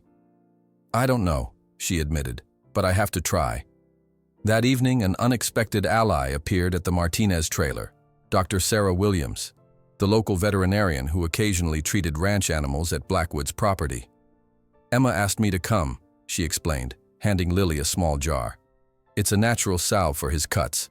I've also been documenting his injuries, evidence of Ramirez's methods if we need it legally." "Will you testify against Blackwood?" Francisco asked skeptically. Dr. Williams's expression hardened. "What's happening to that horse violates every ethical standard in my profession. Yes, I'll testify." The community's support continued to grow. Mrs. Chen arrived with books she'd specially ordered on equine psychology. 3 ranch hands from neighboring properties offered to create additional diversions during Lily's final training session. Even Sarah from school appeared with home-baked cookies and a hand-drawn card signed by classmates who supported Lily's efforts. "People are watching," she told Lily. "Not everyone in this town blindly follows Blackwood." Rain began falling as night approached, complicating their plans. Lily paced anxiously by the window, watching lightning flash across the distant mountains. "Maybe it's a sign to wait," Maria suggested gently. "We don't have time to wait," Lily replied, pulling on her raincoat. "Tomorrow is his last chance." The storm intensified as Joseph led her through the rain-slicked ravine. Water rushed around their ankles, obscuring the path. Lightning illuminated the landscape in harsh, intermittent bursts, followed by thunderclaps that shook the ground beneath their feet. "The storm is good," Joseph shouted over the downpour. "It will keep the security guards inside, watching their monitors instead of patrolling." They reached the paddock to find Nightmare highly agitated, pacing nervously as thunder rolled overhead. When Lily called to him, he whinnied in response but kept his distance, eyes rolling at each lightning flash. He's scared, Lily realized. The storm is triggering him. For nearly 20 minutes, she stood in the pouring rain, singing her grandmother's lullaby over and over, gradually increasing her volume to compete with the thunder. Slowly, incrementally, Nightmare's anxious movements calmed. His attention shifted from the frightening sky to Lily's steady presence. When he finally approached, water streaming down his midnight coat, Lily felt a surge of determination. This was the moment, their last chance to prove that trust could accomplish what force had failed to do. "I need to try something," she told him softly, placing her hands on his rain-slicked back.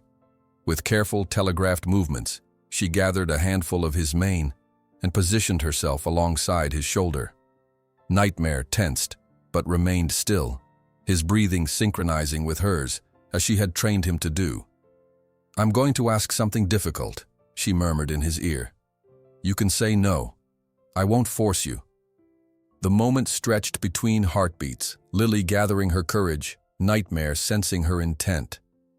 Then, with one fluid movement, she pulled herself onto his back. Nightmare froze. Every muscle in his powerful body went rigid. Lily held her breath, one hand gently resting on his neck, ready to slide off at the first sign of panic. For several thundering heartbeats, they remained suspended in this precarious balance. The girl perched on the back of the wild Mustang, both of them drenched in rain and uncertainty. Then, gradually, Nightmare's muscles relaxed beneath her. He turned his head slightly, one dark eye regarding her with what could only be described as acceptance. "That's it," Lily whispered, tears mingling with raindrops on her face. "That's it, hermoso." For the remainder of their precious time together, she simply sat on his back while he stood motionless in the storm. No urging to move, no direction, just the revolutionary act of being accepted on the back of an animal that had violently rejected all previous attempts. As Joseph signaled that their time was ending, Lily slid carefully from Nightmare's back, pressing her forehead against his as a final goodbye before morning. "No matter what happens tomorrow," she promised, "I won't let them hurt you again." When Lily finally returned home, soaked and exhausted but triumphant, she found Emma waiting in their kitchen, her face pale with tension. "My father plans to abate Nightmare on Friday," she said, tears filling her eyes. "He's already hired the man who will do it. We have only 3 days to save the horse, and the only way is to prove he can be tamed. By you." Lily stared at Emma, the weight of her words settling like a stone. Somehow hearing the deadline articulated again made it more real, more terrifying. 3 days had already passed.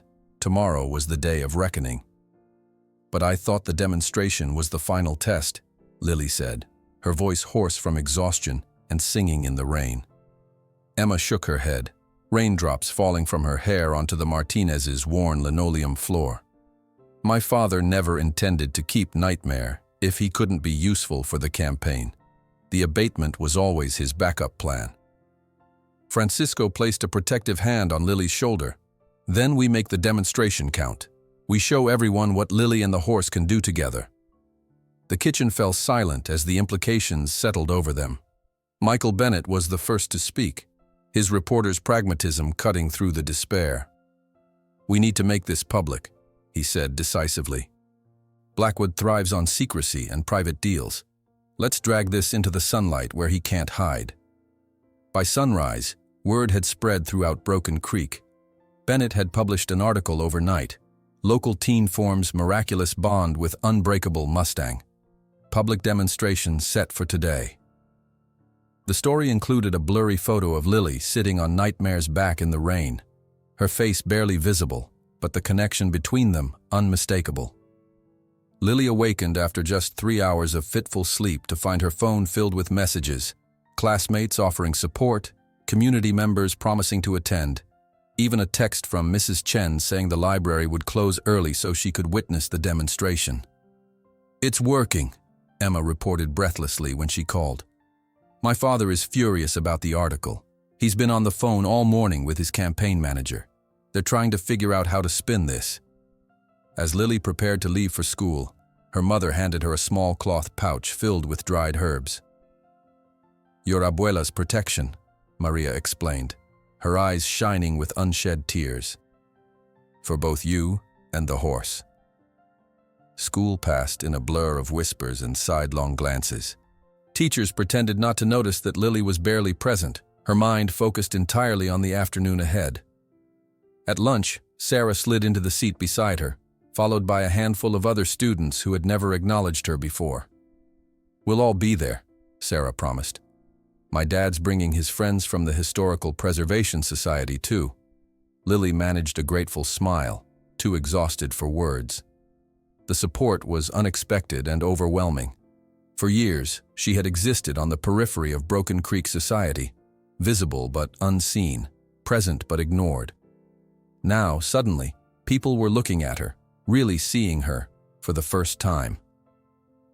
When the final bell rang, Lily found Joseph Gray Eagle waiting in his weather-beaten pickup truck.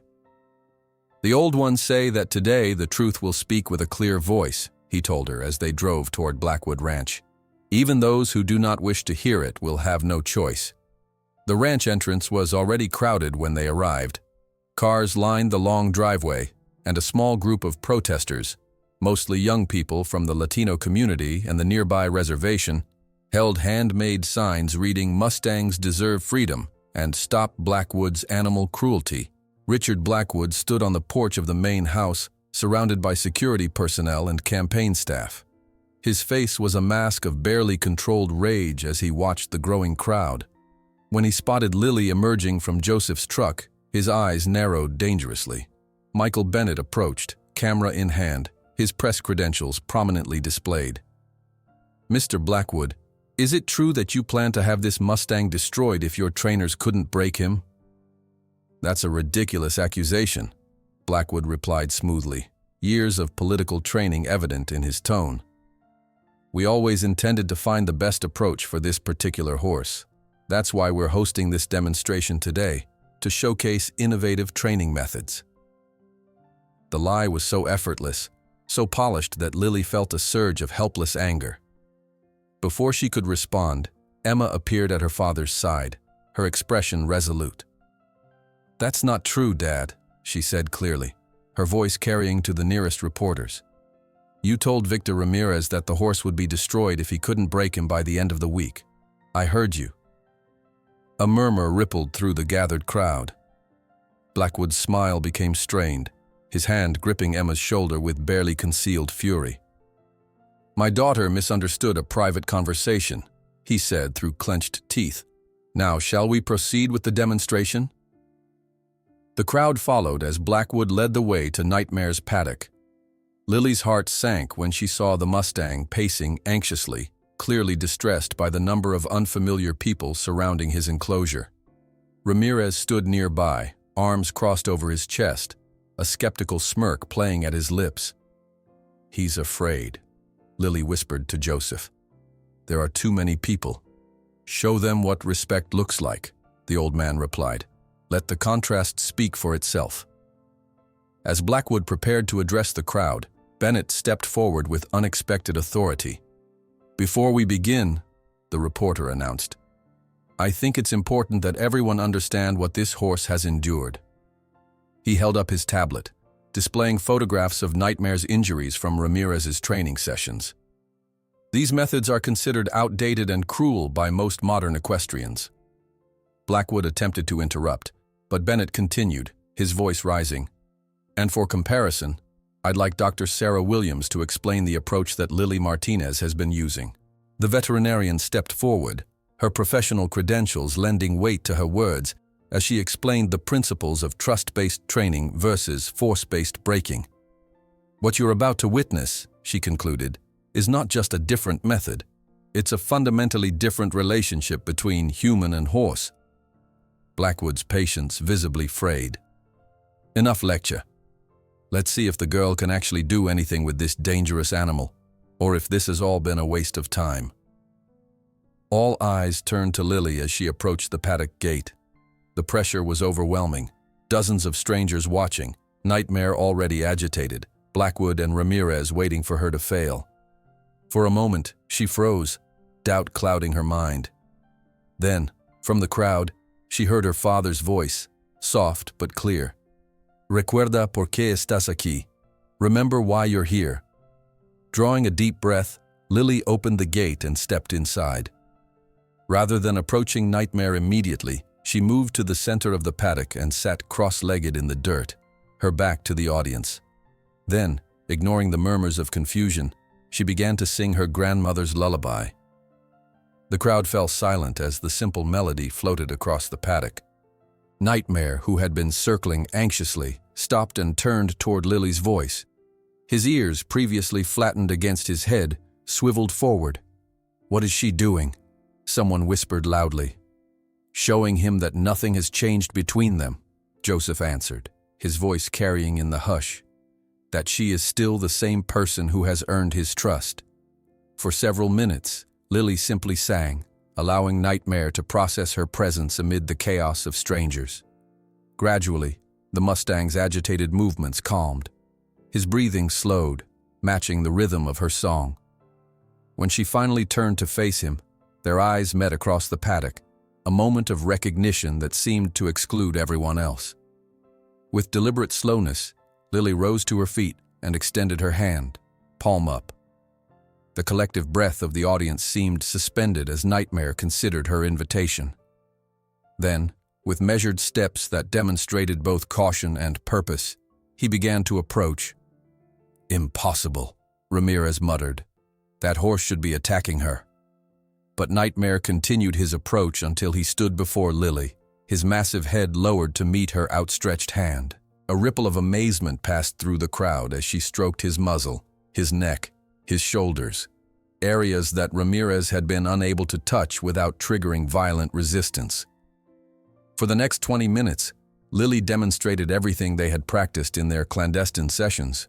Liberty work where Nightmare followed her movements without any physical guidance.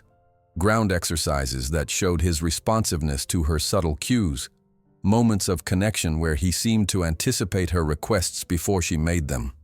The crowd watched in fascination as the girl and horse moved together in a dance of mutual respect, their communication transcending conventional training methods. Even Blackwood's supporters were visibly impressed. "This is remarkable," Dr. Williams commented loudly. "This level of trust typically takes months to establish with a traumatized horse." Lily knew the moment had come for the ultimate test. Gathering her courage, she moved to Nightmare's side and placed her hand on his back. The Mustang tensed slightly but remained still, his dark eye watching her with what almost seemed like anticipation. "She's not going to try riding him, is she?" someone gasped. "Without a saddle or bridle?" With one fluid movement, Lily pulled herself onto Nightmare's back. A collective gasp rose from the audience as the Mustang accepted her weight without protest. For a breathless moment, they remained motionless. The girl perched on the back of the horse that had sent 3 professional trainers to the hospital. Then, with only the lightest pressure from Lily's legs, Nightmare began to walk, a slow, deliberate circuit of the paddock that demonstrated their extraordinary connection. Applause erupted spontaneously, growing in volume as Nightmare completed a full circle. When they finally came to a stop in the center of the paddock, Lily slid from his back and pressed her forehead against his in a gesture of profound gratitude. "That's impossible," Ramirez sputtered, his professional reputation crumbling before his eyes. "That horse can't be ridden without breaking him first." "Perhaps," Joseph Gray Eagle said loudly. "It is not the horse who needed to change his understanding." As Lily led Nightmare back to the gate, the crowd parted respectfully. Faces that had never acknowledged her existence now regarded her with open admiration. Richard Blackwood, however, maintained his politician's smile, though his eyes had hardened to flints. "A remarkable demonstration," he announced, stepping forward to reclaim control of the narrative. "This proves exactly what I've said all along, that with the right approach, even the wildest spirit can be tamed." Lily opened her mouth to protest this blatant appropriation of her achievement, but Bennett beat her to it. "Then you'll be keeping the horse, Mr. Blackwood. No more talk of abatement." "Of course," Blackwood replied smoothly. "Nightmare will remain at Blackwood Ranch as a testament to our innovative training methods." The crowd began to disperse, apparently satisfied with this resolution. Only those closest to Lily noticed the calculating gleam in Blackwood's eyes as he turned to his campaign manager and whispered something that made the man nod grimly. Later that evening, As the Martinez family celebrated the apparent victory with a modest dinner, Emma burst through their door, her face flushed with urgency. While the crowd celebrates the triumph, Blackwood's expression hardens dangerously. He makes a discreet signal to his manager and whispers, "Prepare the sale papers immediately. That circus in Las Vegas is still interested in the horse. What this girl doesn't know is that tomorrow, Nightmare will be on his way to a cage much smaller than this paddock." Emma's words hit Lily like a physical blow. She gripped the edge of the kitchen table to steady herself, the celebration forgotten as the reality of Blackwood's betrayal sank in. "Las Vegas? A circus?" she repeated, her voice barely audible. "When?" "The transport is scheduled for tomorrow at dawn," Emma replied, breathless from her hurried journey. "I found the paperwork in his office, sale contracts, transportation permits, everything. He never intended to keep Nightmare, no matter what happened today." Francisco's face darkened with anger. He gave his word in front of witnesses. "My father doesn't consider public promises binding when they interfere with profit," Emma said bitterly. "The circus offered $75,000, double what he paid at auction." Lily felt the room spinning around her. After everything they'd accomplished, after proving that trust could succeed where force had failed, Nightmare was still being treated as nothing more than a commodity to be bought and sold. "What kind of circus?" Maria asked quietly, already suspecting the answer. Emma couldn't meet her eyes. "They call themselves Circo Magnifico. They're known for their wild animal spectaculars, lions, tigers, elephants, and now they want to add a demon horse to their collection." Bennett, who had been silently processing this information, pulled out his tablet and began searching. His expression grew increasingly troubled as he scrolled through articles and images. "This operation has been cited multiple times for animal welfare violations," he said grimly. "Former employees describe horrific conditions, animals kept in cages barely larger than their bodies, aggressive training methods using electric prods, food deprivation as punishment." Lily felt physically ill. The thought of Nightmare, proud, intelligent, finally beginning to trust, confined to a tiny cage and subjected to such cruelty, was unbearable. "We have to stop this," she said, her voice stronger now, fueled by determination. "But how?" Ignacio asked. "The horse is still legally Blackwood's property. He can sell him to whomever he chooses." "Maybe not," Bennett interjected, scrolling rapidly through documents on his tablet. "I've been researching Wyoming's livestock laws, and there might be a loophole. If we can prove that Ramirez's methods constituted animal cruelty under state statutes, we could potentially get an emergency injunction." "That would take days, maybe weeks," Emma pointed out. "The transport arrives at 5 o'clock tomorrow morning." The room fell silent as the impossible timeline sank in. Finally, Lily straightened her shoulders, decision crystallizing in her eyes. "I need to see him," she said firmly. "Tonight. One last time." Joseph Gray Eagle nodded solemnly. "I will take you." While the adults continued strategizing, Lily stepped outside into the cool night air. The stars above Wyoming seemed impossibly bright, the same stars that had witnessed generations of wild mustangs running free across these plains before men decided to capture and break them. "I won't let them cage you," she whispered to the distant mountains. An hour later, Joseph's pickup truck bumped along the hidden access road that bordered Blackwood's property. Emma had texted confirmation that her father was attending a donor dinner in town, giving them a narrow window of opportunity. "The night guards make rounds every 30 minutes, she warned. "Your window is small." Joseph parked in a secluded grove and led Lily along a nearly invisible trail that wound through ancient juniper trees. "This path was used by my ancestors," he explained quietly. "Long before this land had fences or belonged to anyone." When they reached the paddock, Lily's heart clenched at the sight of Nightmare. Unlike earlier when he had pranced proudly before the crowd, he now stood motionless in the corner, head lowered as if already defeated. "He knows," she whispered to Joseph. "Animals sense these things." The old man nodded. "They feel the intentions of humans more clearly than we feel our own." Lily slipped through the gate, approaching Nightmare with gentle words in Spanish. The Mustang raised his head, ears pricking forward at the sound of her voice. Recognition flickered in his dark eyes, followed by something that looked remarkably like relief. "Lo siento," she murmured, pressing her forehead against his. "I'm so sorry." For nearly 20 minutes they stood together in the silver moonlight, communicating in that wordless language they had developed. Lily ran her hands over his powerful shoulders, his elegant neck, memorizing the feel of him while fighting back tears. "No puedo salvarte," she finally admitted, her voice breaking. "I can't save you."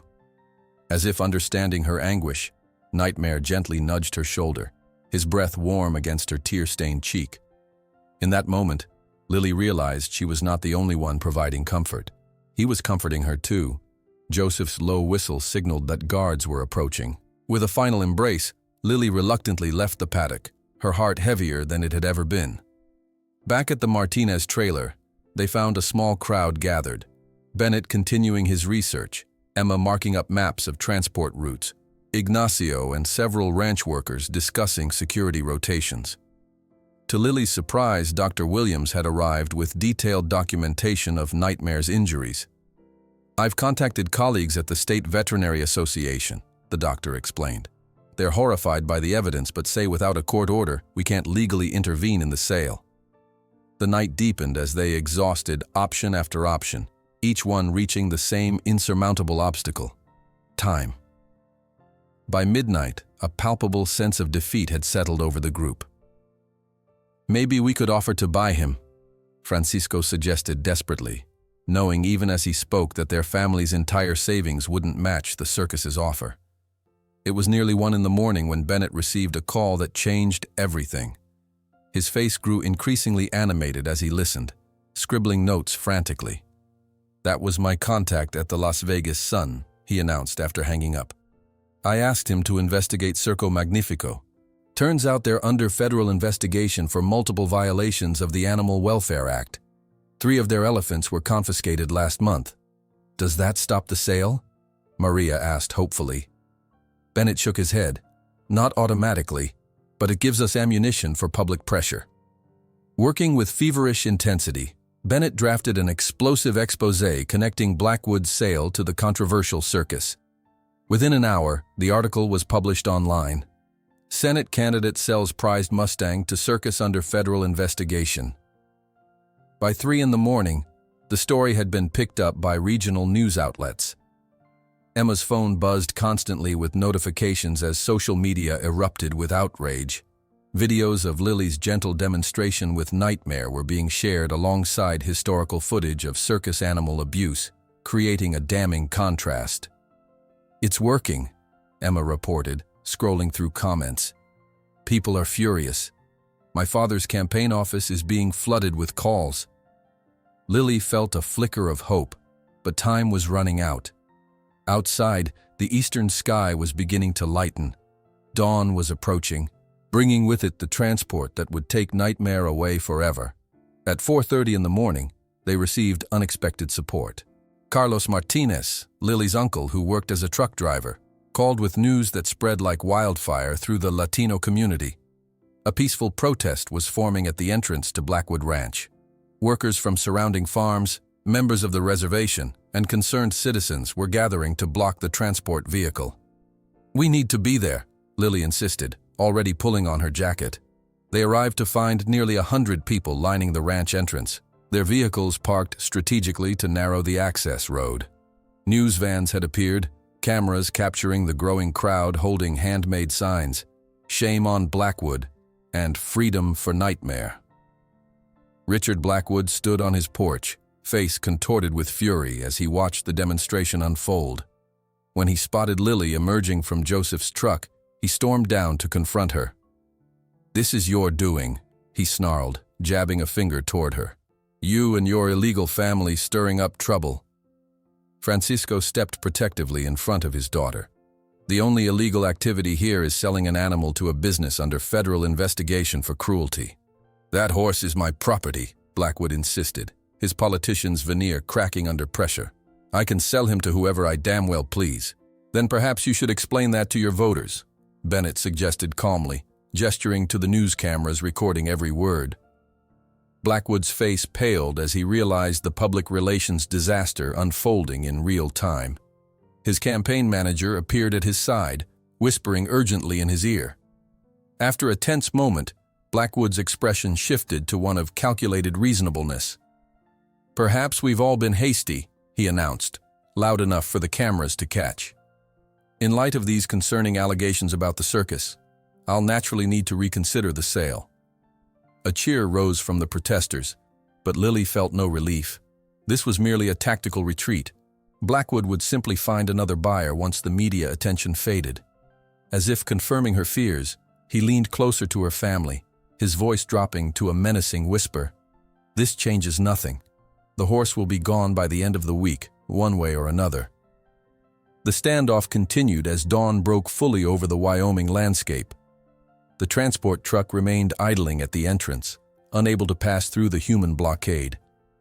Inside the ranch, Nightmare waited in his paddock, unaware of the battle being waged over his future. Desperate for a solution, Lily sought out Joseph Gray Eagle, who stood slightly apart from the crowd, watching the unfolding drama with ancient eyes.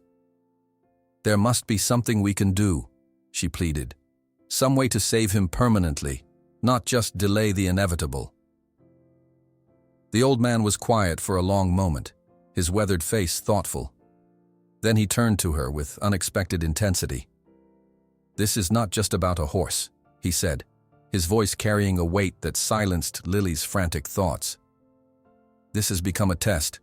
Who truly deserves to decide the fate of a being that was born free? The man who captured him with money and power, or the girl who speaks the language that his heart understands?" Joseph's words resonated deep within Lily, cutting through the chaos of the protest and the mounting tension. This was indeed a test, not just of wills, but of values. Who truly had the right to determine Nightmare's fate? The answer seemed suddenly, blindingly clear. "We need to let him choose," she said, the idea crystallizing as she spoke. "Nightmare deserves to decide his own destiny." Joseph's eyes crinkled at the corners, a hint of approval in his weathered face. "Now you understand. The old ones believed that all creatures have agency, the right to chart their own path, even those we think we own." As dawn broke over the Wyoming landscape, painting the sky in breathtaking shades of amber and rose, a plan began to form. Lily gathered her unlikely allies in a tight circle away from the cameras and curious onlookers: Emma, Bennett, Ignacio, her parents, and the Cherokee elder. "What if," she proposed, her voice low but steady, "we create a path to freedom, not just an escape, but a genuine choice?" Emma's eyes widened with understanding. "You mean 3 paths," Lily continued, sketching roughly in the dirt with a stick. "One leading to the transport truck if he chooses captivity and performance. One leading back to the paddock if he chooses the security of Blackwood Ranch. And one," she drew a long line pointing toward the distant mountains, "leading to the wilderness if he chooses freedom." "And you believe he'll follow you?" Bennett asked, his reporter's skepticism tempered with hope. "I believe he'll make his own choice when given the opportunity," Lily replied, "just as all of us would." The protest continued to grow as word spread throughout Broken Creek. Sarah arrived with a group of classmates, their presence drawing curious stares from the wealthier students who had gathered to support the Blackwood family. The division in the community was stark: wealth and influence on one side, working families and those who understood marginalization on the other. While Blackwood remained sequestered with his advisors, frantically attempting to control the narrative, the coalition supporting Nightmare worked with quiet efficiency. Joseph and other tribal elders began marking the Freedom Trail with small ceremonial fires, tiny, nearly invisible flames that created a subtle path toward the eastern foothills. Ranch workers accidentally left strategic gates open, creating a corridor through the property. Emma disabled security cameras along the planned route, explaining later that they must have malfunctioned during the night's rainstorm. "The transport driver is getting impatient," Francisco reported, returning from a reconnaissance mission. "He has another pickup scheduled this afternoon in Colorado. If he can't load the horse soon, he'll have to leave without him." "That buys us time," Bennett noted. But Blackwood will just schedule another transport. Not if the whole world is watching, Emma said, holding up her phone to show the growing social media storm. The hashtag #FreeNightmare was trending regionally, with people from across Wyoming and neighboring states expressing outrage at Blackwood's planned sale. As mid-morning approached, the standoff continued. The protesters stood firm at the entrance, preventing the transport from entering, while Blackwood threatened legal action from the safety of his porch. The impasse seemed unbreakable until Emma received a text that changed everything. "My father's campaign manager just convinced him to address the crowd," she reported, relief evident in her voice. "They think he can control the narrative if he appears reasonable. This is our chance. He'll be completely focused on the cameras." Lily nodded, the moment of action finally upon them. "How long will he speak?" "Knowing my father, at least 15 minutes of self-congratulatory rhetoric." It was enough. As Blackwood stepped forward to address the gathered media, microphone in hand and campaign smile firmly in place, Lily slipped away with Joseph, following a hidden path that circumvented the main ranch buildings. Nightmare stood alert in his paddock, ears pricked forward as if sensing the unusual activity. When he caught sight of Lily, he nickered softly, a sound that seemed to contain both recognition and question. "It's time," she whispered, unlatching the gate with trembling fingers. For a heart-stopping moment, she feared he might bolt immediately, driven by instinct to flee the place of his captivity. Instead, Nightmare stepped cautiously toward her, nostrils flaring to capture her scent, confirming her identity. "I'm going to give you a choice," she told him, stroking his velvet muzzle one last time. "Something no one has offered you since you were captured." Joseph stood back, bearing silent witness as Lily opened the paddock gate fully. The distant sound of Blackwood's amplified voice droned on, providing perfect cover for what was about to unfold. With deliberate movements, Lily began walking toward the property line, glancing back to ensure Nightmare was watching. The Mustang's intelligent eyes tracked her progress, his ears swiveling between her and the distant sounds of the crowd. "You can follow me," she called softly. "Or stay. Or go wherever you choose. Your life. Your decision." The path before them diverged exactly as they had planned. To the right lay the transport truck, visible in the distance through a gap in the trees. Straight ahead stood the familiar paddock, door open with fresh hay and water. And to the left, marked by Joseph's subtle signal fires, stretched the route to freedom.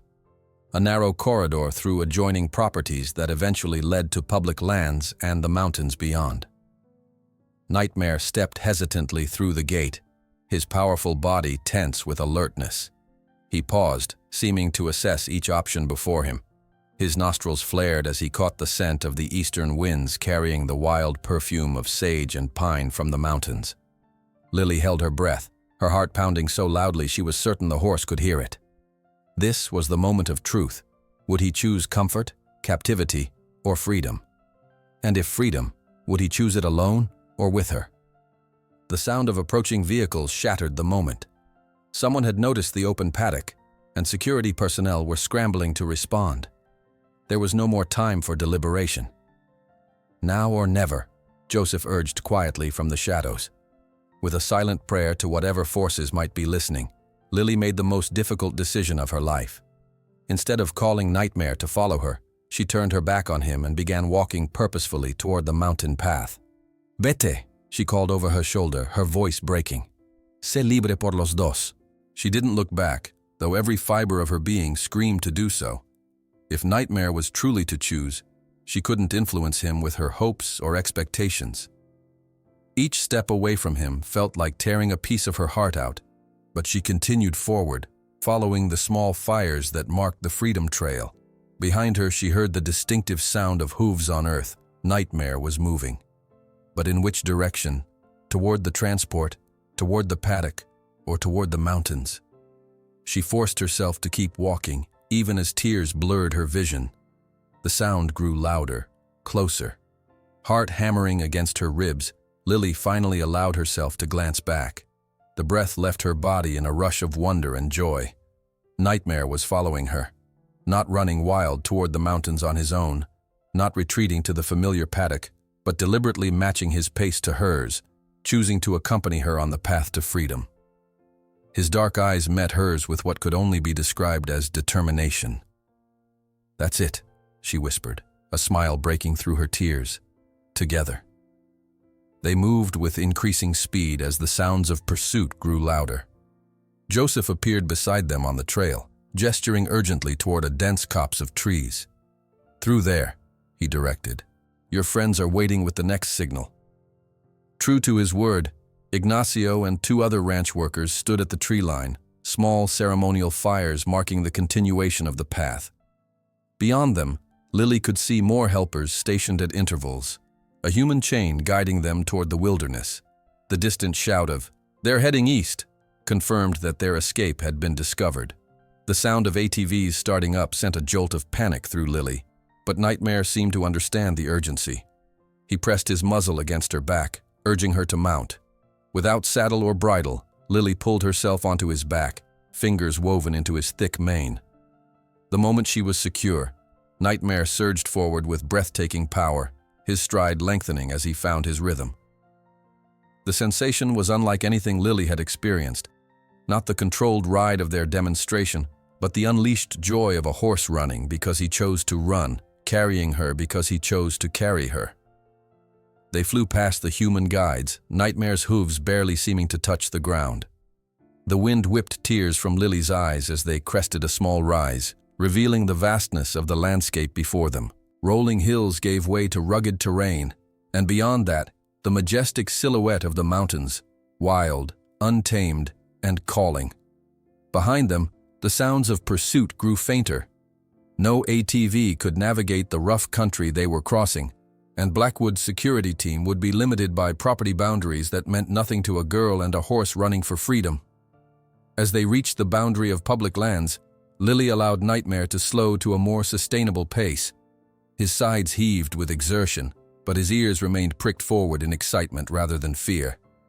They had done it. They had escaped the immediate danger. But Lily knew this was just the beginning. Blackwood wouldn't give up easily. He would claim theft, demand her arrest, perhaps even threaten her family. The path ahead was uncertain and fraught with challenges. Yet looking at the magnificent creature beneath her, feeling his strength and determination, she couldn't bring herself to regret their choice. They continued eastward as the sun climbed higher in the Wyoming sky, following ancient game trails that Joseph had marked on a hand-drawn map. By midday, they reached a secluded valley where a small stream provided fresh water. Lily slid from Nightmare's back, allowing him to drink while she consulted the map. The Mustang stayed close, occasionally nudging her shoulder as if checking that she was still there. His behavior touched her deeply. This wasn't a horse submitting to human control, but a sentient being choosing companionship. "We did it," she told him, stroking his sweaty neck. At least the first part. In the distance, the faint sound of a helicopter broke the natural quiet. Lily tensed, knowing Blackwood had escalated the search. They couldn't linger here in the open. Just as they prepared to move on, the distinctive ring of her cell phone startled them both. Reception was spotty in these remote areas, but somehow a call had come through, Emma's name flashing on the screen. "He's furious," Emma reported without preamble. "He's called the police claiming you stole property worth over $50,000. They're organizing search parties, and he's offered a $10,000 reward for information leading to Nightmare's recovery." Lily's heart sank. She had expected this, but the reality was still frightening. "What about my parents?" she asked, her greatest fear not for herself, but for them. "They're okay for now. Michael Bennett is with them, and he's brought lawyers from an immigrant rights organization. They're very publicly documenting everything, which is keeping my father somewhat restrained." That was something at least. Lily thanked Emma for the warning and tucked the phone away, knowing she needed to conserve battery. "We need to keep moving," she told Nightmare, who stood watching her with those intelligent eyes that seemed to understand far more than a horse should. As they continued their journey deeper into the wilderness, following Joseph's carefully marked route, Lily heard the distant sound of helicopter rotors change direction, heading straight toward them. In open country like this, they would be spotted easily from the air. At hearing the helicopter's approach, Nightmare tensed beneath her hands, his ears flattening against his head in recognition of the sound that had been used during his violent capture from the wild. Lily felt his terror rising, threatening to overwhelm the trust they had built. "I won't let them take you back," she promised, pressing her cheek against his neck. Then she made the decision that would define their journey forward. Urging Nightmare toward a dense stand of pine trees for temporary cover, Lily slid from his back and stood before him, their eyes level. In this moment of crisis, she offered him once again the gift that Blackwood never could, the freedom to choose. "I'm going with or without you," she told him gently. "But you must decide if you want to follow." The moment hung suspended between them, each breath matching the other's in perfect synchronicity. Nightmare's dark eyes, reflecting both ancient wildness and newfound trust, locked with Lily's. The helicopter's mechanical whine grew louder, its shadow sweeping across the pine-dotted landscape like a predator searching for prey. "Choose," Lily whispered, stepping backward toward the mountains, her heart breaking with every inch of separation. For 3 agonizing seconds, Nightmare remained frozen, muscles twitching beneath his midnight coat. Then, with a decision that seemed to release something profound within him, he surged forward, closing the distance between them. His movement was neither submission nor desperation, but partnership, a conscious choice to face whatever came next together. "Thank you," Lily breathed, swinging onto his back in one fluid motion. They burst from the tree line just as the helicopter crested the nearest ridge. Lily pressed herself flat against Nightmare's neck, feeling his powerful muscles bunch beneath her as he accelerated across the open terrain. The sensation was electric, his movements no longer contained by paddock walls or human expectations, but free and explosive with natural power. The helicopter banked sharply, the Blackwood Ranch logo clearly visible on its side. Through the windshield, Lily glimpsed Richard Blackwood himself, his face twisted with fury even from this distance. The aircraft descended, attempting to herd them as wild mustangs were often corralled during government roundups. Nightmare's response was immediate and visceral. His ears flattened against his skull, his breathing became sharp and panicked, his stride faltering as traumatic memories of his original capture threatened to overwhelm him. Lily could feel his fear vibrating through his body, threatening to spiral into blind panic. "Not again," she promised, leaning forward to speak directly into his ear. "We won't let them take you like that again." They veered sharply toward a steep ravine, terrain no helicopter could navigate closely. Blackwood's pilot recognized the strategy, hovering at a distance while shouting something through an external speaker that was lost in the wind and the thundering of hooves. The ravine offered temporary shelter, its twisting path leading deeper into the wilderness. Nightmare navigated the descent with astonishing agility, his wild instincts resurfacing as he picked his way across loose shale and between towering rock formations. Lily trusted him completely, making no attempt to direct his path, understanding that his survival instincts far exceeded her knowledge of this terrain. When they emerged from the ravine an hour later, the helicopter was gone, but Lily harbored no illusions that the pursuit had ended. Blackwood would simply be recalibrating, perhaps mobilizing ground teams to continue the search. They needed to keep moving. The day stretched endlessly as they traversed increasingly rugged country, following game trails that wound through landscapes of breathtaking beauty. Nightmare seemed to grow stronger with each mile, as if proximity to true wilderness was awakening something primal within him. His stride lengthened, his head carried higher, his nostrils flaring to capture scents that stirred ancient memories. By late afternoon, dark clouds gathered over the mountains, bringing the promise of rain that would both help and hinder their escape, covering their tracks but making travel more treacherous. When they reached a secluded meadow surrounded by dense pine forest, Lily decided they needed rest. Both she and Nightmare had been moving since dawn, without food or proper water. A small stream cut through the meadow, offering clean, cold water from the mountain snowmelt. Nightmare drank deeply while Lily refilled her water bottle and assessed their situation. The distant rumble of thunder matched her growing concerns about what might happen next. "We're officially fugitives," she told Nightmare as he grazed nearby, keeping her voice steady despite her fears. "You for being valuable property, me for being a thief." Her phone buzzed with an incoming text.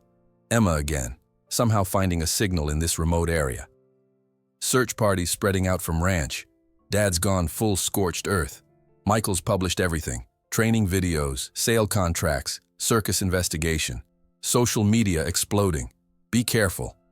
Beneath that simple message was a link to Bennett's latest article, its headline visible even without opening it. Wyoming teen and stolen Mustang flee into wilderness as Senate candidate demands arrest. The first heavy raindrops began to fall, punctuating the gravity of their situation. They couldn't stay in the open meadow. They needed better shelter to wait out the storm. Lily gathered what edible plants she recognized from Joseph's teachings, stuffing them into her pockets before remounting. "We need to find cover," she told Nightmare, scanning the darkening landscape. As if understanding, the Mustang moved purposefully toward the eastern edge of the meadow, where the forest grew denser against the rising slope of a foothill. The rain intensified, drenching them both as Nightmare picked his way carefully through the trees, climbing steadily until they reached a rocky overhang that offered some protection from the downpour. Lily slid from his back, her legs trembling with exhaustion. The small cave-like space beneath the overhang was just large enough for both of them, though Nightmare had to duck his proud head to enter. As thunder crashed overhead and lightning illuminated the valley below in stark flashes, they huddled together, girl and horse sharing warmth and companionship in the face of elemental forces. "My grandmother said storms cleanse the world," Lily murmured, stroking Nightmare's rain-slicked neck. "Maybe this one will wash away our tracks." The Mustang's breathing gradually synchronized with hers as they rested, his massive body radiating heat that kept the mountain chill at bay. In this moment of forced stillness, Lily had time to truly contemplate what they had done and what might come next. She had effectively thrown away her future as most would define it. No graduation, no college scholarship possibilities, perhaps even legal consequences that would follow her for years. Her parents might face retaliation from Blackwood, whose influence in Broken Creek was nearly absolute. She had risked everything for this horse, this connection that defied rational explanation. "Was I right?" she asked softly, more to herself than to Nightmare. "Did I do the right thing?" The Mustang shifted in the confined space, carefully repositioning himself to place his head in her lap, a gesture so deliberate, so full of trust, that tears sprang to Lily's eyes. This wasn't just an animal responding to kind treatment. This was a conscious being choosing connection over fear, partnership over isolation. The storm raged through the night, transforming the mountain landscape with its fury. Lily drifted in and out of restless sleep, comforted by Nightmare's solid presence beside her. In her dreams, she saw them running together across endless plains, free from human constraints and expectations. Not wild and not tame, but something transcendent that had no name in any language she knew. Dawn broke with unexpected clarity, the storm having washed the world clean. Emerging from their shelter, Lily and Nightmare surveyed the transformed landscape. The valley below sparkled with raindrops catching the early light, while wisps of mist rose from the forest like earthbound clouds. Nightmare seemed especially alert this morning, his ears constantly moving, capturing sounds far beyond Lily's human hearing. He pawed at the ground impatiently, eager to continue their journey, even as Lily checked her phone for messages. Emma had sent coordinates, a meeting point where Joseph and others would bring supplies. It was still several hours away, across terrain that would challenge even Nightmare's sure-footedness after the heavy rain. They had just begun their descent from the sheltering ridge when Nightmare froze, every muscle tensing. A moment later, Lily heard what his superior senses had already detected, the distant but unmistakable sound of ATVs moving through the valley below. "They're getting closer," she whispered, her heart sinking. The search parties had worked through the night, undeterred by the storm. From their elevated position, Lily could see 3 vehicles moving in a coordinated pattern, sweeping methodically across the landscape. They were still far enough away that she and Nightmare hadn't been spotted, but their position was precarious. "We need to move toward higher ground," she decided, recognizing that the ATVs would be limited by the increasingly steep terrain. Nightmare seemed to understand the strategy, turning without prompting to follow a game trail that switchbacked up the mountainside. The climb was grueling, the path slippery from the night's rain. Several times Lily dismounted to lead Nightmare through particularly treacherous sections, both of them breathing hard in the thinning mountain air. By mid-morning they had gained significant elevation. The valley spread below them like a detailed map. The ATVs were clearly visible now, their drivers periodically stopping to scan the surroundings with binoculars. Lily kept them moving along the ridgeline, using stands of pine trees for cover whenever possible. The distant thrum of the helicopter returned just before noon, its approach sending Nightmare into a state of agitated vigilance. Unlike yesterday's blind panic, however, he now looked to Lily for guidance, his trust in her outweighing his instinctive fear. "Into the trees," she directed, pointing toward a dense section of forest ahead. They had barely reached cover when the helicopter appeared over the ridge, flying low and slow in a deliberate search pattern. Lily glimpsed 2 men with cameras mounted with telephoto lenses, systematically photographing the terrain below. They were too professional to be simply ranch hands. Blackwood had likely hired specialized trackers, or even private security. For nearly an hour they remained hidden in the forest while the helicopter methodically quartered the area. Nightmare stood unnaturally still, seeming to understand the need for absolute silence. Only the occasional flick of his tail or twitch of his ears betrayed his tension.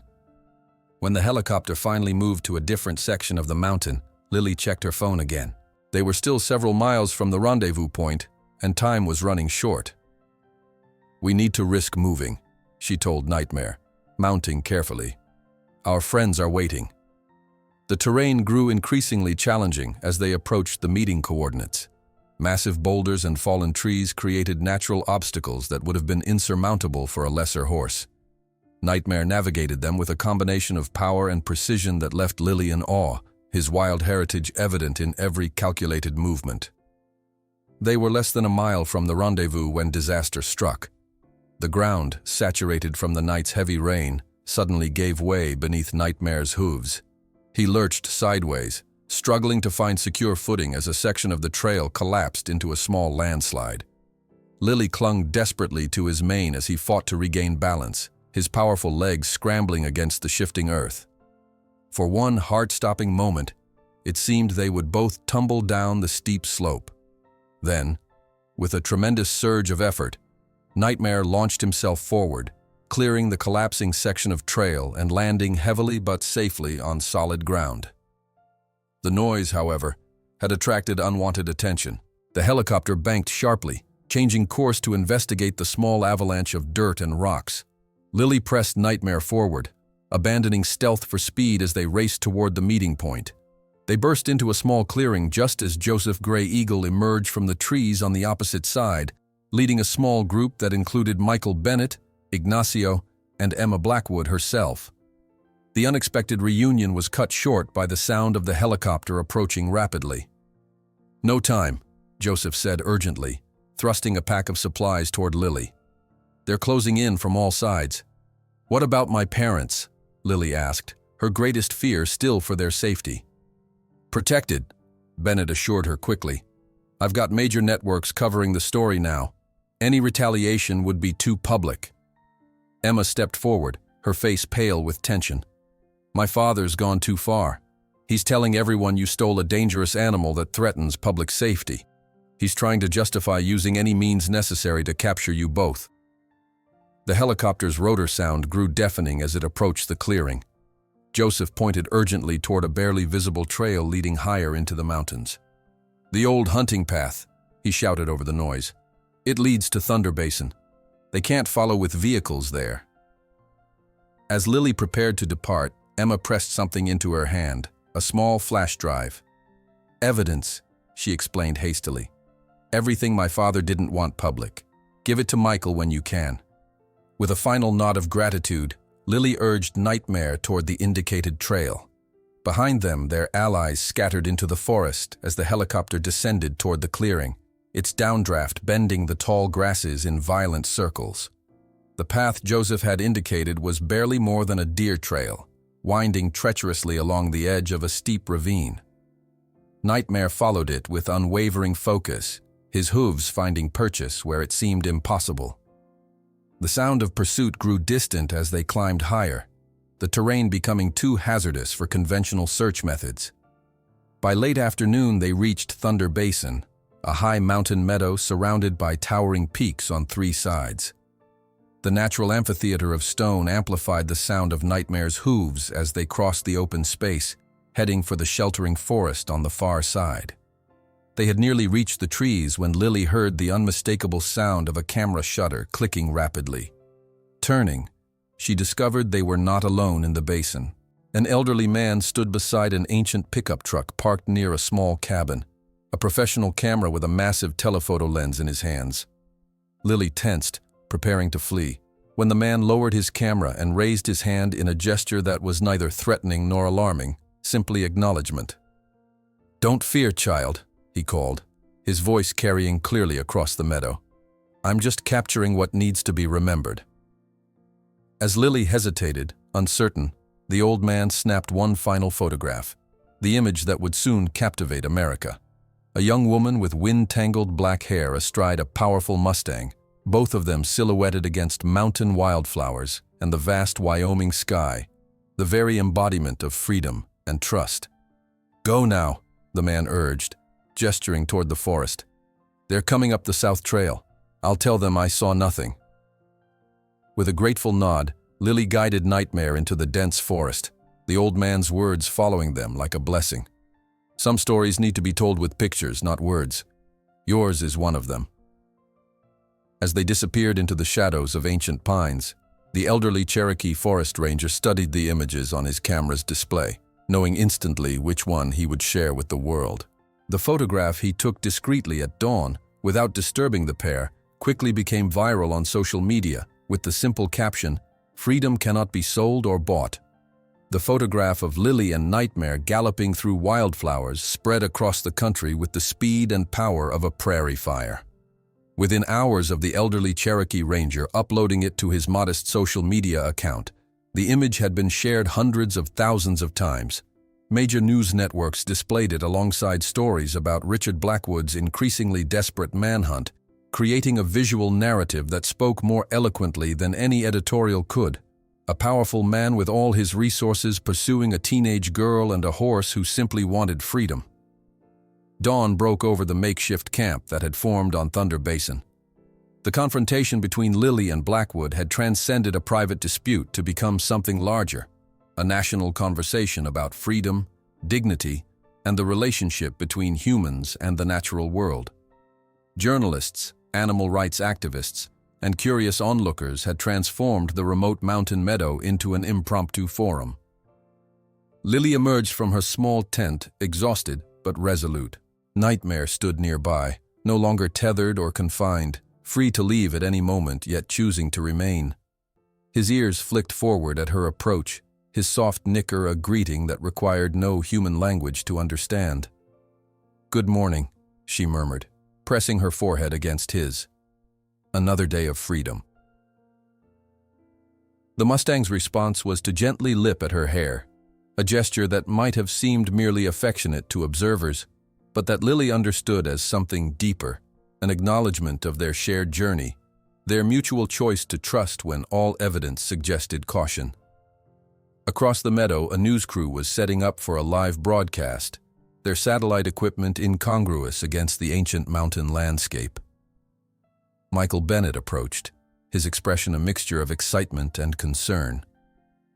"Every major network is covering the story now," he explained, handing Lily a cup of steaming tea. "The photograph changed everything. People can see for themselves what's happening here." "What about my parents?" she asked, the question that had haunted her through restless dreams. "Safe," Bennett assured her. "The attention has actually protected them. Too many eyes watching for Blackwood to risk retaliation now. Their conversation was interrupted by a commotion at the edge of the gathering.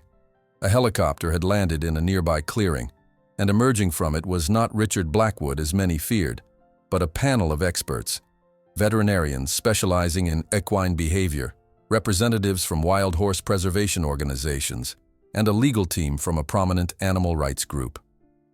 Dr. Eliza Montgomery, a renowned equine behavioral scientist, approached Lily and Nightmare with professional interest. "May I?" she asked, gesturing toward the Mustang. Lily nodded, though she remained protectively close. Dr. Montgomery observed Nightmare with practiced eyes, noting his responses, his body language, his interactions with Lily, and the surrounding activity. "Remarkable," she murmured after several minutes. "The trust he displays is extraordinary, especially given his history of trauma. In my professional opinion, separating this horse from you now would constitute a severe psychological setback." Her assessment was echoed by other experts throughout the morning. One by one, they documented Nightmare's behavior, his evident comfort with Lily, and his equally evident anxiety when separated from her. Their conclusions were unanimous. The bond between girl and horse represented a successful rehabilitation that conventional methods had failed to achieve. By midday, the impromptu scientific symposium had attracted even more attention. Local ranchers arrived on horseback, curious to witness what they'd heard described as a miracle of horse whispering. Native American elders from nearby reservations came to offer support, bringing traditional medicines for both Lily and Nightmare. "The world is watching now," Joseph Gray Eagle told Lily as they shared a simple lunch. "Blackwood knows it too. That's why he hasn't stormed up here with armed men. He can't control this narrative anymore."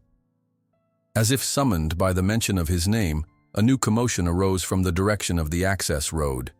Richard Blackwood's distinctive black SUV had arrived, flanked by vehicles containing his security team and campaign staff.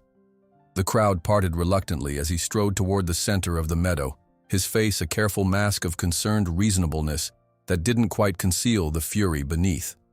"I'm here to resolve this situation," he announced, pitching his voice to carry to the assembled news cameras. "I understand there's been considerable confusion about my intentions regarding this horse." Nightmare tensed at Blackwood's approach, his ears flattening against his head, his breathing quickening. Lily placed a calming hand on his neck, feeling the tremors that ran through his powerful body, the physical manifestation of remembered trauma. "The truth is," Blackwood continued, "I've always had this animal's best interests at heart. If Ms. Martinez has established a connection with him, I'm more than willing to discuss a reasonable arrangement."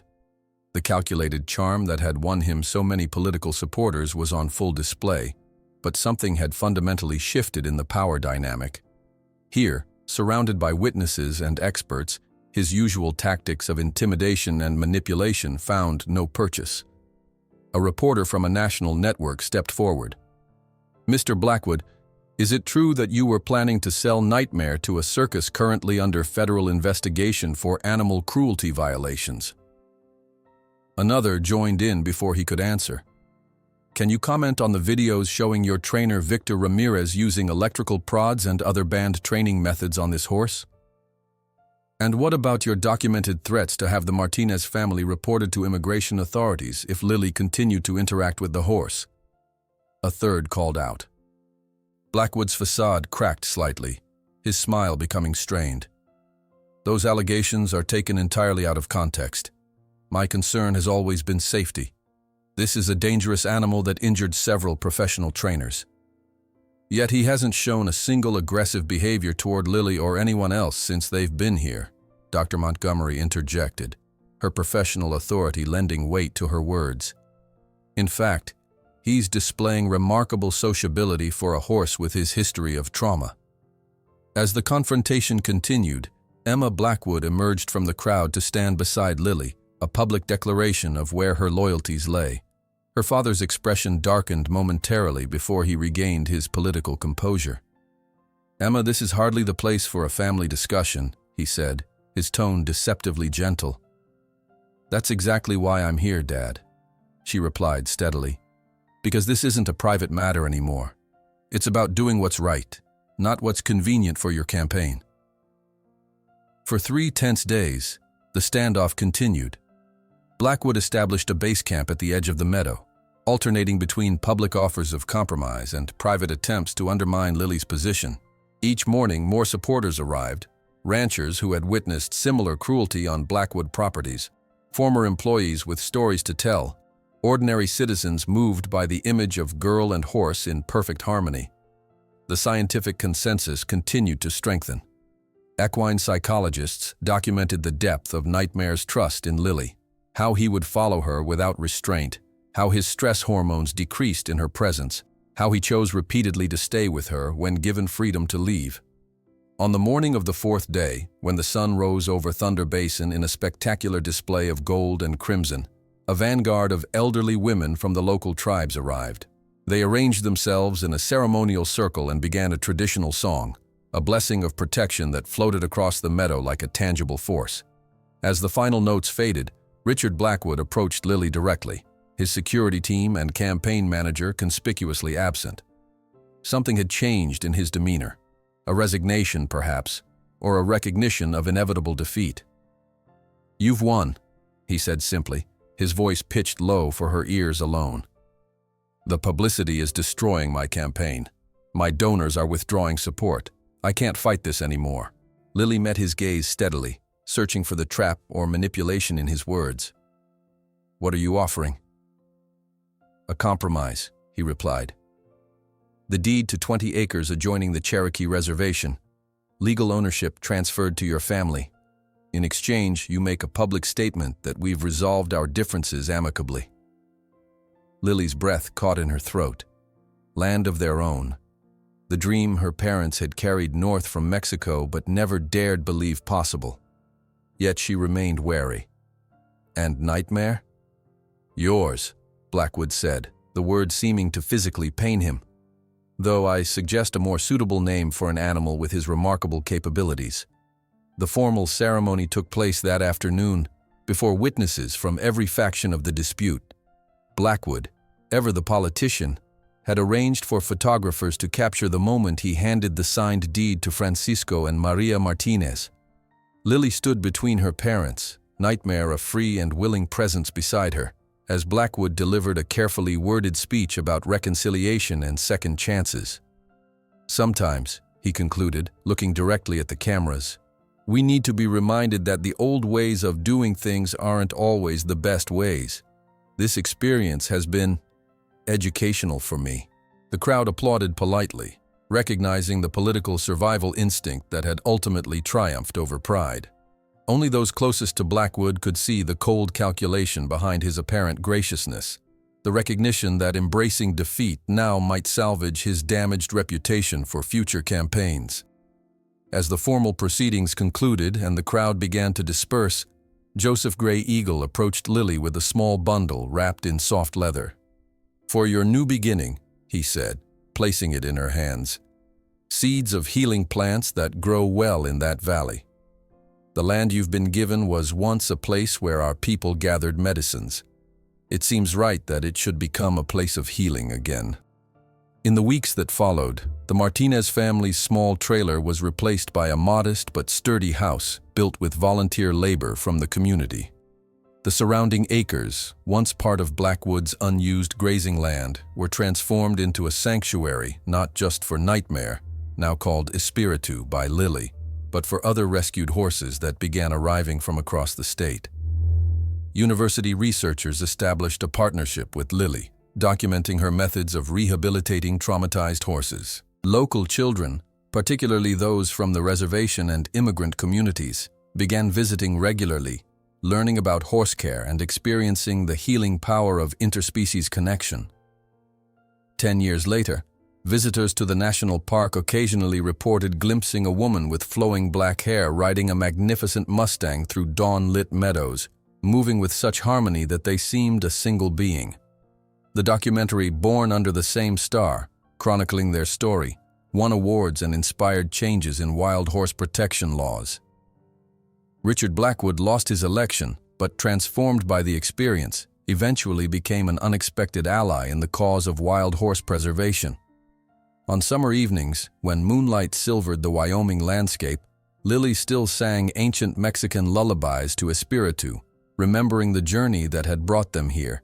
Two broken spirits who, together, had found a freedom that no money or power could buy or imprison.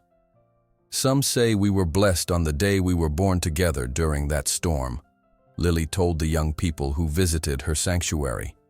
But the true blessing was learning together that, sometimes to heal, we must first acknowledge each other's pain.